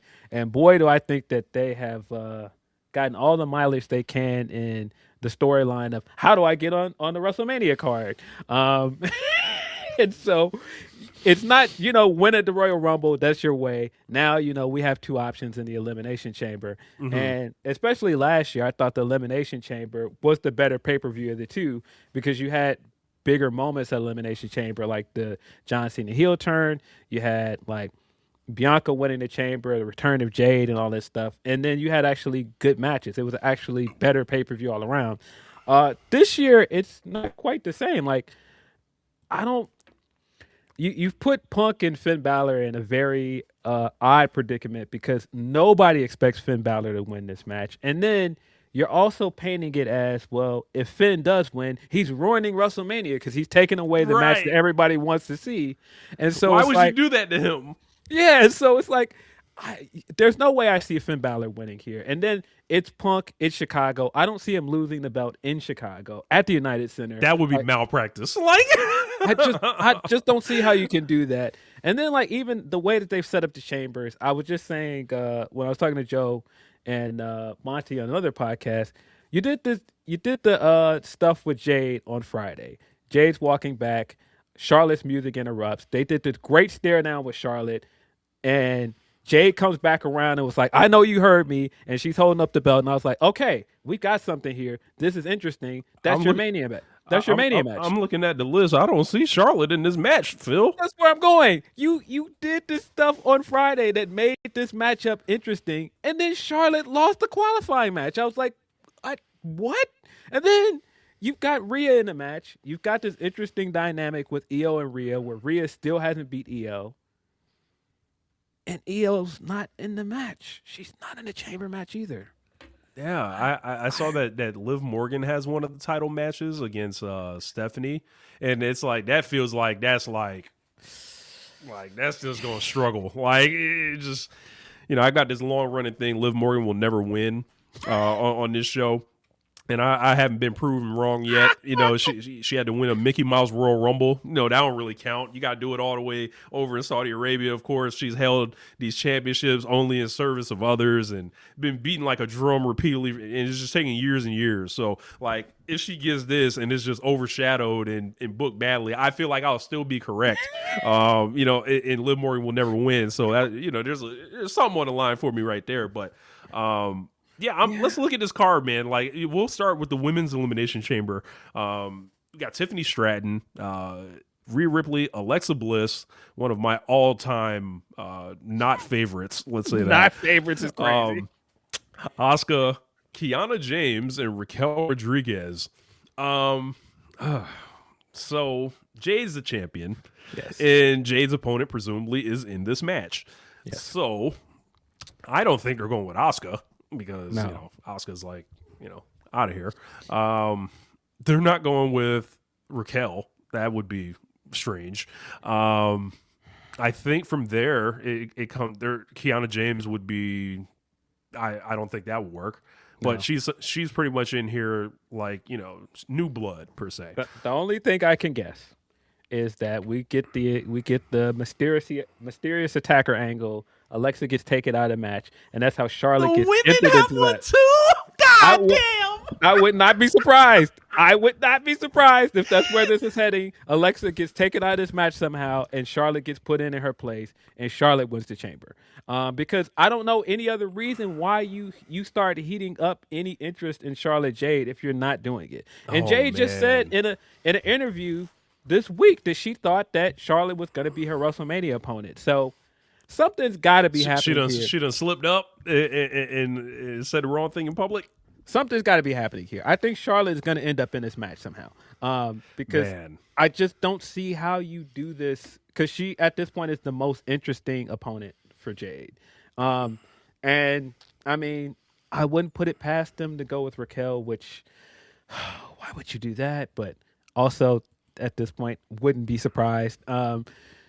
Other than that, I don't see anybody else. Like, I think Kiana James has had an interesting few months. I thought she looked good in the Women's Royal Rumble. I thought she's looked impressive in the qualifying matches, but I don't see her winning this match. Mm-hmm.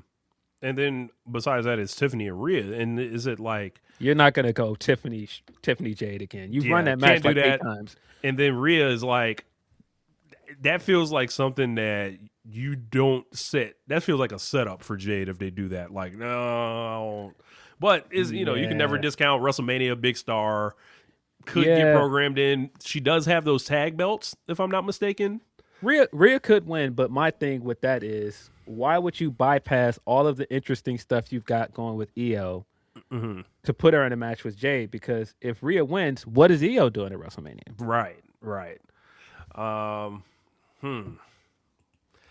Maybe former Booker of the Year Paul Levesque has a grand master plan to solve all these problems.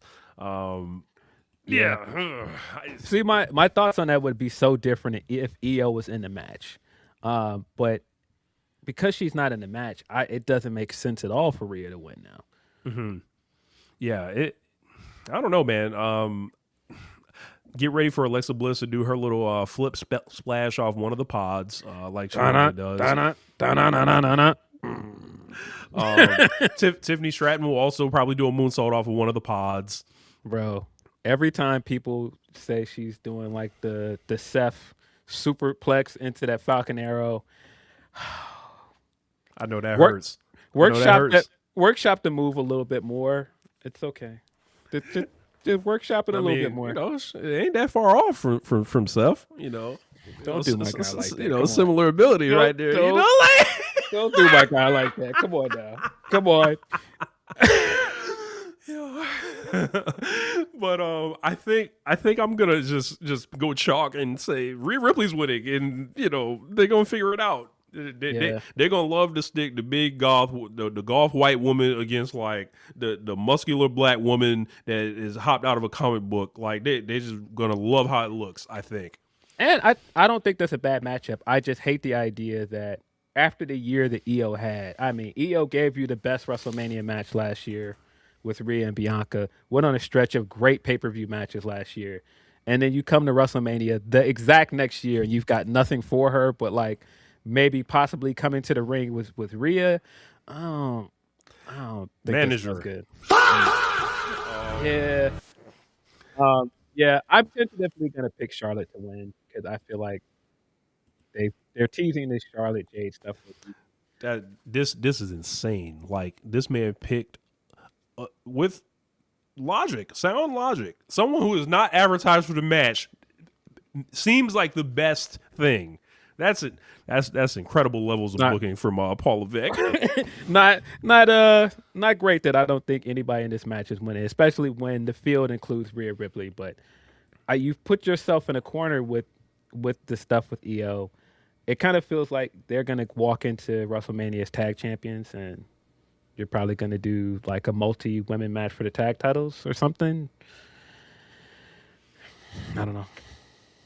Someone said they want to CPU that maybe they canceled Julia and Io on SmackDown to do it at Mania. I can dream. They ain't run no Josu match, Bro. But see, that's what I'm saying. If you're doing all of this to just do Io challenging for the U.S. title, bro, she was world champion last year. Like, how's that not a step back? Yeah, tough. Let's see. Let's go to the men's elimination chamber. We've got Randy Orton, L.A. Knight, Cody Rhodes, Javon Evans, Trick Williams, and Jey Uso. My God. All right, I'm looking at this. So we've got 4 guys over 40 and the younger guys. Obviously, Javon's in there to, jump all over the chamber, essentially add some fresh life to this. I'm looking at what can kind of come out of this. I feel like Cody Rhodes is pretty much the chalk easy winner here. Yes. Do you think a Randy Orton Trick Williams program could sprout out of this? Yeah, I feel like whatever Trick Williams is doing at WrestleMania is going to come out of this chamber match. I don't think Randy's a bad shout for him. That gives him something to do. That's a high profile opponent for him. It definitely makes me think that Trick is losing. But look, if they weren't cowards, he'd win. Of course. Yeah. But I think that's probably where you're probably right. That's where we're going. But I just don't see a world where Cody Rhodes does not win this match. Like, yeah, I just don't see any way that Cody does not win here. And if they're smart, they'll just make it a triple threat and add Jacob by the time we get to WrestleMania. But again, this is what's wrong with this entire structure of I gotta win this match to get my road to WrestleMania, because Jacob is clearly one of the more interesting factors in this entire storyline. And if you don't figure out a way to get Jacob back in here, I don't know why. If we're just doing another Drew Cody match, why? And because I root for the pain and suffering of WWE fans, I would like Cody to beat LA Knight at the end of the match in the final 2, and then LA Knight walk out with that sad face, get destroyed by Brock on his way out of the thing, and then Cody Rhodes go off the air to mix support. Yeah, because that is the reported match for LA Knight at WrestleMania. That's the report that he is going to answer the Brock Open Challenge.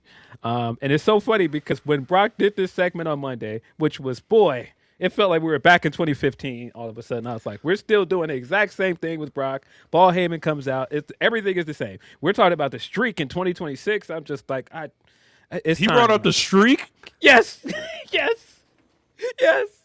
Because the whole premise to the promo was Heyman saying that the Undertaker match used to be basically another main event at WrestleMania. And now, because Brock Lesnar has beat the streak, Brock Lesnar supersedes that, and the Brock Lesnar match is another main event. Not the Roman match?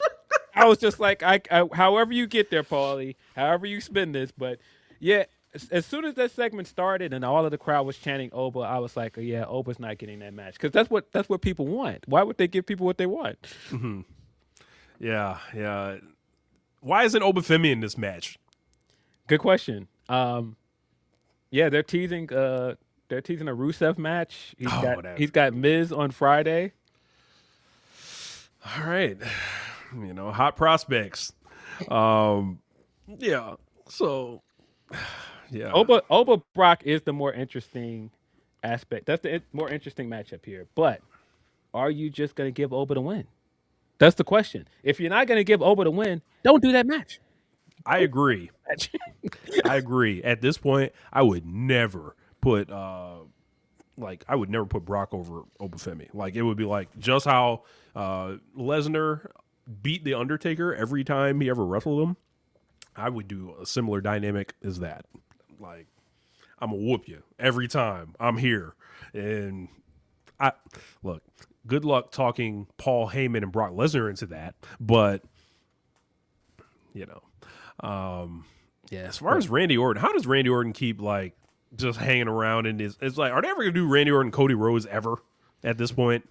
It doesn't seem like it because it doesn't seem like they have any interest in making Randy a heel again. And if you're not going to do that, I don't know how you get there. I don't know. And but yeah, you got Randy in this weird spot. Like Randy was in the final 4 of the Royal Rumble, and I was just like, okay. Said Anwar Star when Heyman's really on that. You light my fire. I'm satisfied. This has been a wild run for Heyman. I just saw this clip of him talking to BDE at the Creator. Oh yes, and I was just like, I saw the same thing. I was like, what? You sure you want to say that, Paul? Yeah, and I was just looking at the clip like, okay. Yeah. I noticed how he has snuck himself back close to Paul or to Brock Lesnar with all the Vision members dropping like flies out here. Yeah, I've given my theory that this is gonna become a Logan Paul faction. It's coming. If people don't see it, that's where this is heading. This is gonna be Logan Paul and his edgeheads. It's gonna be him and Austin Theory. Austin Theory's going to do all the wrestling. Yeah, Grayson Waller. That's what this feels like. That's where this feels like it's going. Have fun with that, fans. So, all right. Singles match for the Women's Intercontinental Championship. Becky Lynch versus AJ Lee. AJ Lee is the original one of my not like list. Never been a fan of AJ Lee. The offense always looked shambolic to me. It was just never believable for me. I thought her promos were very overrated. But Becky Lynch, every clip I see from her, it seems like she's doing the worst work of her career. Am I missing any more for someone who has watched more complete stuff of Becky? It looks like some of her all-time worst stuff. Like she has a fork in her back right now. We've completely leaned into the most cartoonish stuff of this character when it was kind of understated early on, and she had the Lyra feud last year. I was on board with it. It was good. Yeah, I don't. The stuff she's doing with AJ at this point is not great, and you're teeing this up kind of as a WrestleMania caliber feud at this point. I don't know how this makes it to April. I have to assume they're probably going to give AJ the win here in Chicago. It's her adopted hometown.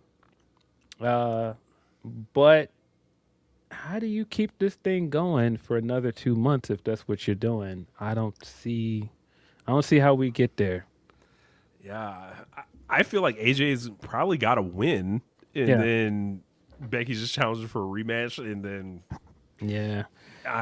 but it's like, all right, what are we ensuring the heel gets their fairness? Like that don't seem right either. So it's it kind of feels like AJ's gonna win here. I think if they go into this match and they do like some screwy finish in the United Center, like that'd be as bad, I think, as Punk losing in Chicago. Like that just doesn't make sense. Yeah, Becky has delivered with people that have been out of the ring for a long time. A couple years ago, I remember really enjoying her match with Trish that was in the cage.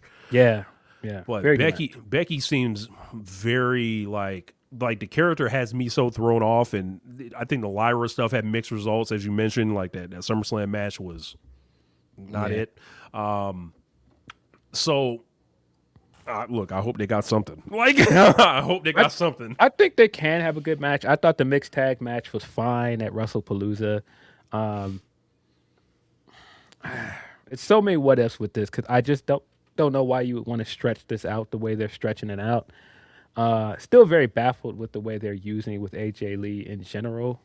Like, I just don't understand like the schedule they're using her at. Like, we don't really know when she's gonna pull up, and then when she does, like, this is what Everybody we're doing running with it. from her. Big AJ Lee is here. She's walking in, and then it's Yeah. like you remember the beginning of the Lil Jon song "Get Crunk" where some stomps like doom doom doom, like that's how they be acting when AJ Lee comes around. I'm sorry, I've never believed it. I don't believe it now, and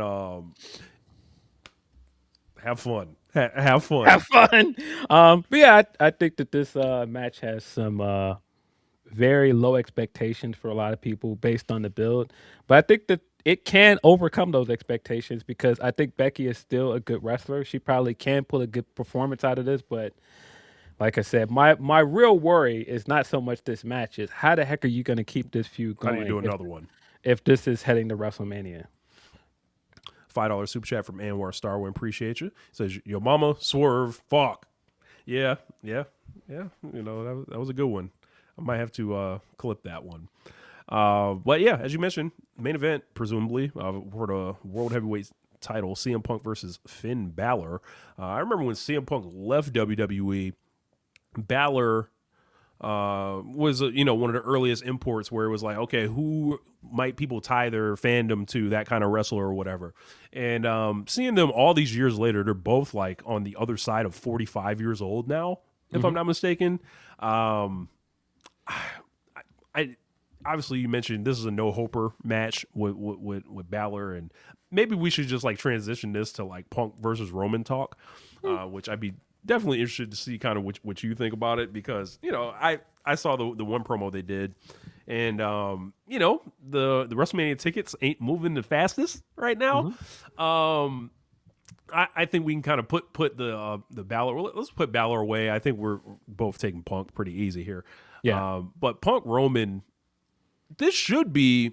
This is like one of their ace in the hole matches. You would think they, Absolutely. as I mentioned earlier, this company moves at a glacial pace primarily because they don't want to beat anybody. And there's a reason Cody Rhodes and Roman Reigns isn't happening this year.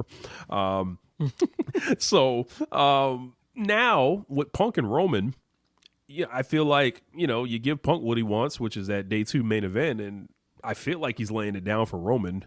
What do you think about this overall feud? Yeah, this guy has gone back over there and has continued to eat crow for like 2 years. Everything he says, he's had to walk a lot of it back, and I feel like this is the last big spoonful of crow you've got left for this guy after going on that podcast in 2014 and saying make Roman look strong. This is the last one. You're going to WrestleMania to make Roman look strong. I feel like that is definitely where this is heading. Absolutely. That's definitely where this is heading. But the thing is, I do think this is still a big blockbuster match for them. They kind of had to stumble into it because Rollins got injured. It felt like this was going to be Rollins-Roman. Mm-hmm.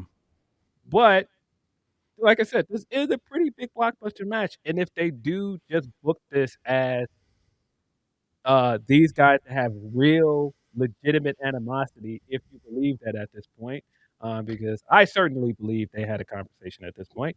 Oh yeah, It's just a matter of like he's still stewing over stuff he said about him on his podcast 12 years ago. But if you really lean into like their real animosity and like the real lore between them, you do have something interesting. But the problem continues to be the same with Roman Reigns. He got to be there. If he's not there, how do you build this match? Because that's the whole thing. You spent a whole month since Royal Rumble now relying on this Finn Balor feud because Roman is not there. You even had Punk say on Monday, hey, I don't like to talk about what ifs. Probably the big what if would be if Roman Reigns was here tonight. Of course, he's not. So look, and it's like, all right, are they building me up for the babyface part-time world champion? Like that just sounds weird. But like, I can't picture Roman Reigns putting CM Punk over. Just no. It just seems so far. Like it seems so far off because at the end of the day, even if you're not looking at it the way I'm looking at it, like Punk is going back over there and had to roll back a lot of stuff he said. This is still CM Punk going up against their guy. They don't want Punk to beat their guy. It's just not going to happen. I just don't see it happening in any way. And boy, I will I will have all the egg on my face. I will come back and say I was wrong if that happens. But boy, I just don't believe that. Yeah. And at this point, like the real big test here is because Roman isn't the same Roman he was 10 years ago. Roman can actually hang in a promo with Punk. You can actually do interesting segments with this. But you've got to get to it. And if you're just going to do these like segments where we get them every 3 weeks or a month apart, that's not that interesting. Like you've got to actually do something interesting week to week with these guys. And that's going to be the real challenge after this pay-per-view. So I think the default WWE fan is rooting for Roman Reigns here for sure. Absolutely. And they are hearing the things about Roman never being there, and they're like, so we like that. They don't care. They're like, we like that, like about him, like, there's no opportunities to fuck him up. There's like, it seems like the absence makes the heart grow fonder type thing. Roman just comes off as above everyone, right? Yeah. It just seems like a really weird feud. Like, as you mentioned, they're calling this shit back from the podcast, which people talk about how, and I listen to you guys talk about it. I kind of feel similarly how hard he made Roman Reigns' life, right? And it's like, okay, man, like maybe it got marginally tougher. You still had the push from God himself. Absolutely. Like, and like, did you have to fight uphill against the reactions? Yes. But also, look at all the other people that were in the picture. Daniel Bryan at the time. Later, AJ Styles. But at that point, they started bringing 2 belts back, separating people. People like Seth Rollins as an alternative, like yourself. Like, Ambrose was always there, kind of on the other side of Roman. But all these people systematically they got picked off one by one, kind of, right? And not through necessarily any fault of Roman's. It's just like, they were ensuring Roman was he got an escort to the top of the company, he got a police what was the word I'm looking for, police escort to the top of the company. So if they didn't push him so incorrectly, maybe CM Punk's words wouldn't have been as effective. But that has always been the thing that I think is hilarious about that podcast and people that were so mad at Punk afterwards. Yeah, Punk did not help matters. Yes, Punk made it marginally harder for him, but people were already starting to reject Punk reject Roman before that podcast. Mm-hmm. Those words hit with people because they already felt that way. It just affirmed what they already knew. When he talked about how he needed to put him over strong in that TLC match, they already knew. That's why they believed him. So he can say what he wants, but that feeling was already there in the fan base. He just affirmed it. And so another part here that I think is very funny. This just isn't the same WWE audience. This isn't the same rebellious WWE audience. This isn't the same audience that rejected Roman. They don't care about the shoot shit. They don't care about that. This fan base loves Roman. They don't care. They might not even been there. Exactly. Some of these fans were not there, and they don't understand what fans rejected about Roman back then. So when Roman does that backstage thing where he's walking around and he was like, I had to take this. I earned this. I had to take this from all of these legends. They believe him. They weren't there, and so they don't know that that's cap. Right, right. They believe him. Look, good on Roman. Lie to them niggas. Like, I don't... Exactly. Right. So, bro, they were there for the 4-year reign. They don't care about none of that. Some of them only know of Roman being on top, being the top draw for this company, being tribal chief and all of these things. So all of this stuff that Punk is saying, it don't really hit like it would have hit 5 years ago. I was going to say, is it just a case of like, there's just been so much time they're trying to make up for where it's like just way more ineffective than it would have been? Yeah, I think the only thing at this point that remains effective, because coming into it, I was worried. I was like, how do you build a feud for a title that Roman has already told everybody is a second place trophy? He's already told you he don't care about that trophy. Why would he challenge for that trophy? Also, CM Punk is a babyface. Doesn't it feel like there's only so far he would be kind of allowed to go on Roman Reigns, like as far as like the things that he can say about him that could potentially damage Roman? Like, I felt like Punk should have just turned heel and then did it. But Punk is like, I think Punk's very locked into being a babyface. Like, yeah, I don't think he's turning heel either. But at the very least, it kind of feels like Roman is like doing tweener stuff here, and that's what they're trying to bank on. But even that doesn't necessarily work with the dynamic you're going for. But yeah, it just feels like the only thing you really got here is that if you know enough about these two guys, Roman does not like Punk. And that's what makes it feel real, quote unquote, is that Roman hates this guy because he's been throwing shots at him since 2021. So that's what you've got to hang your hat on. But again, you've got to make the week-to-week stuff really stick. And if that stuff doesn't really sell you on this match, they're in trouble because, like I said, I think you had an easy match to sell, like I said, 5 years ago.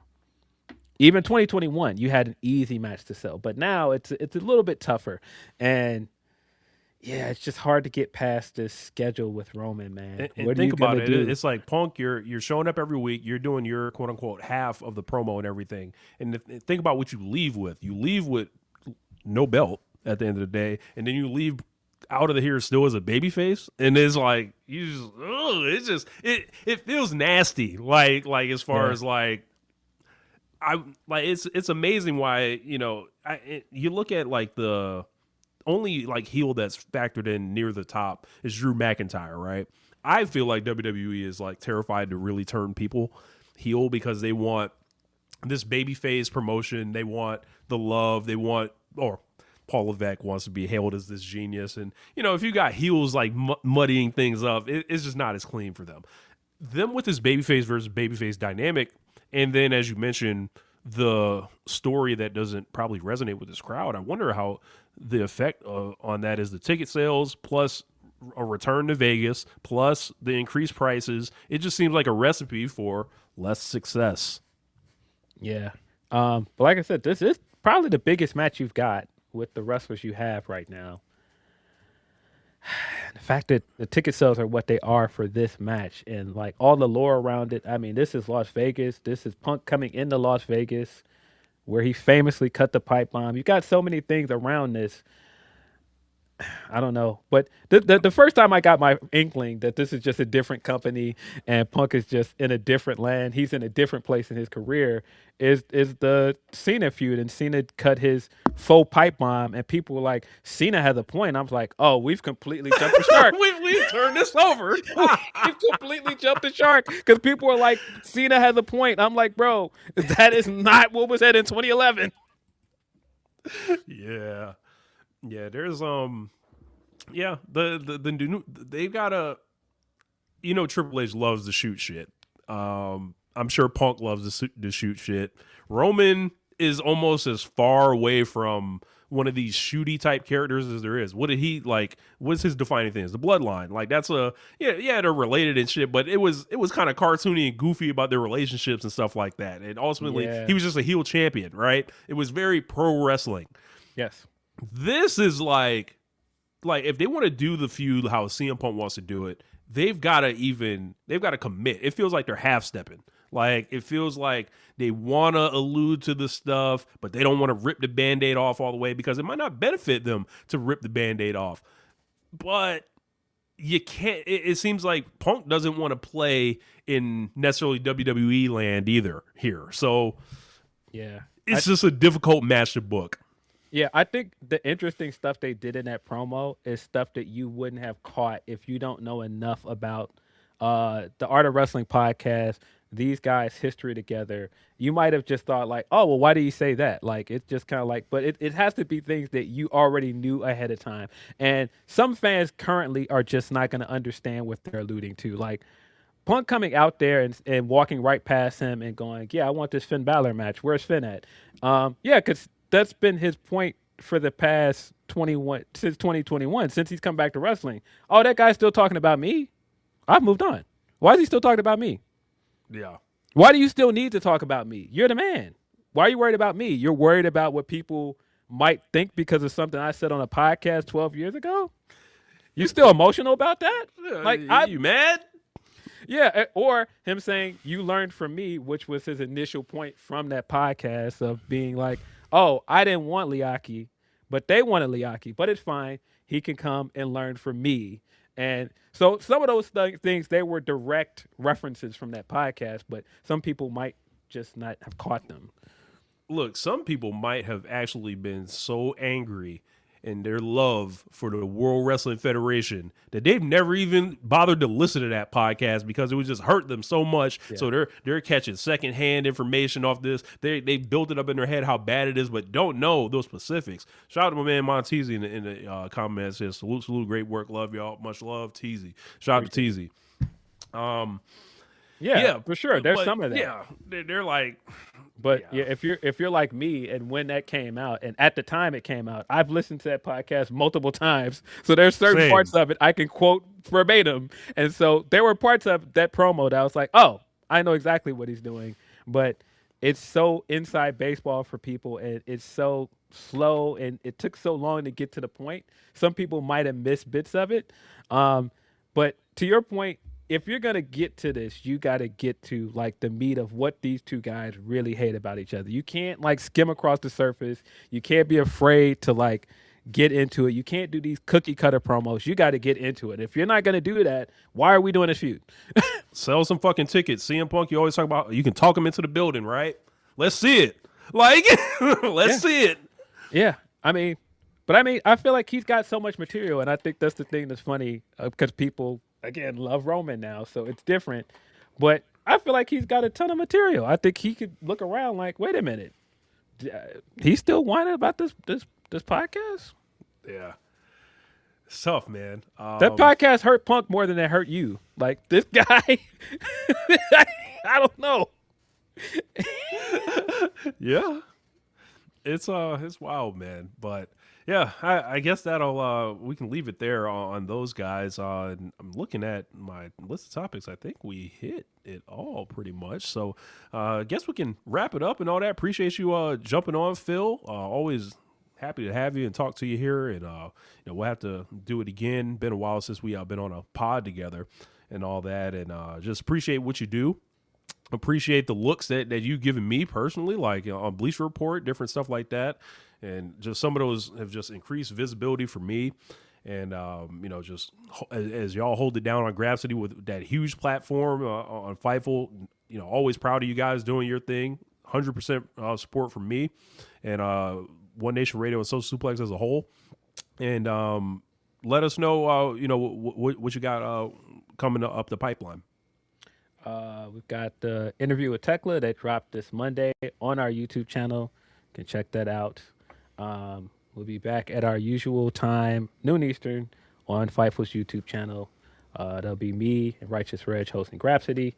We've got Elimination Chamber on Saturday. We've got a New Japan show tomorrow night. Very much looking forward to that. Oh, yeah, that card is pretty nice.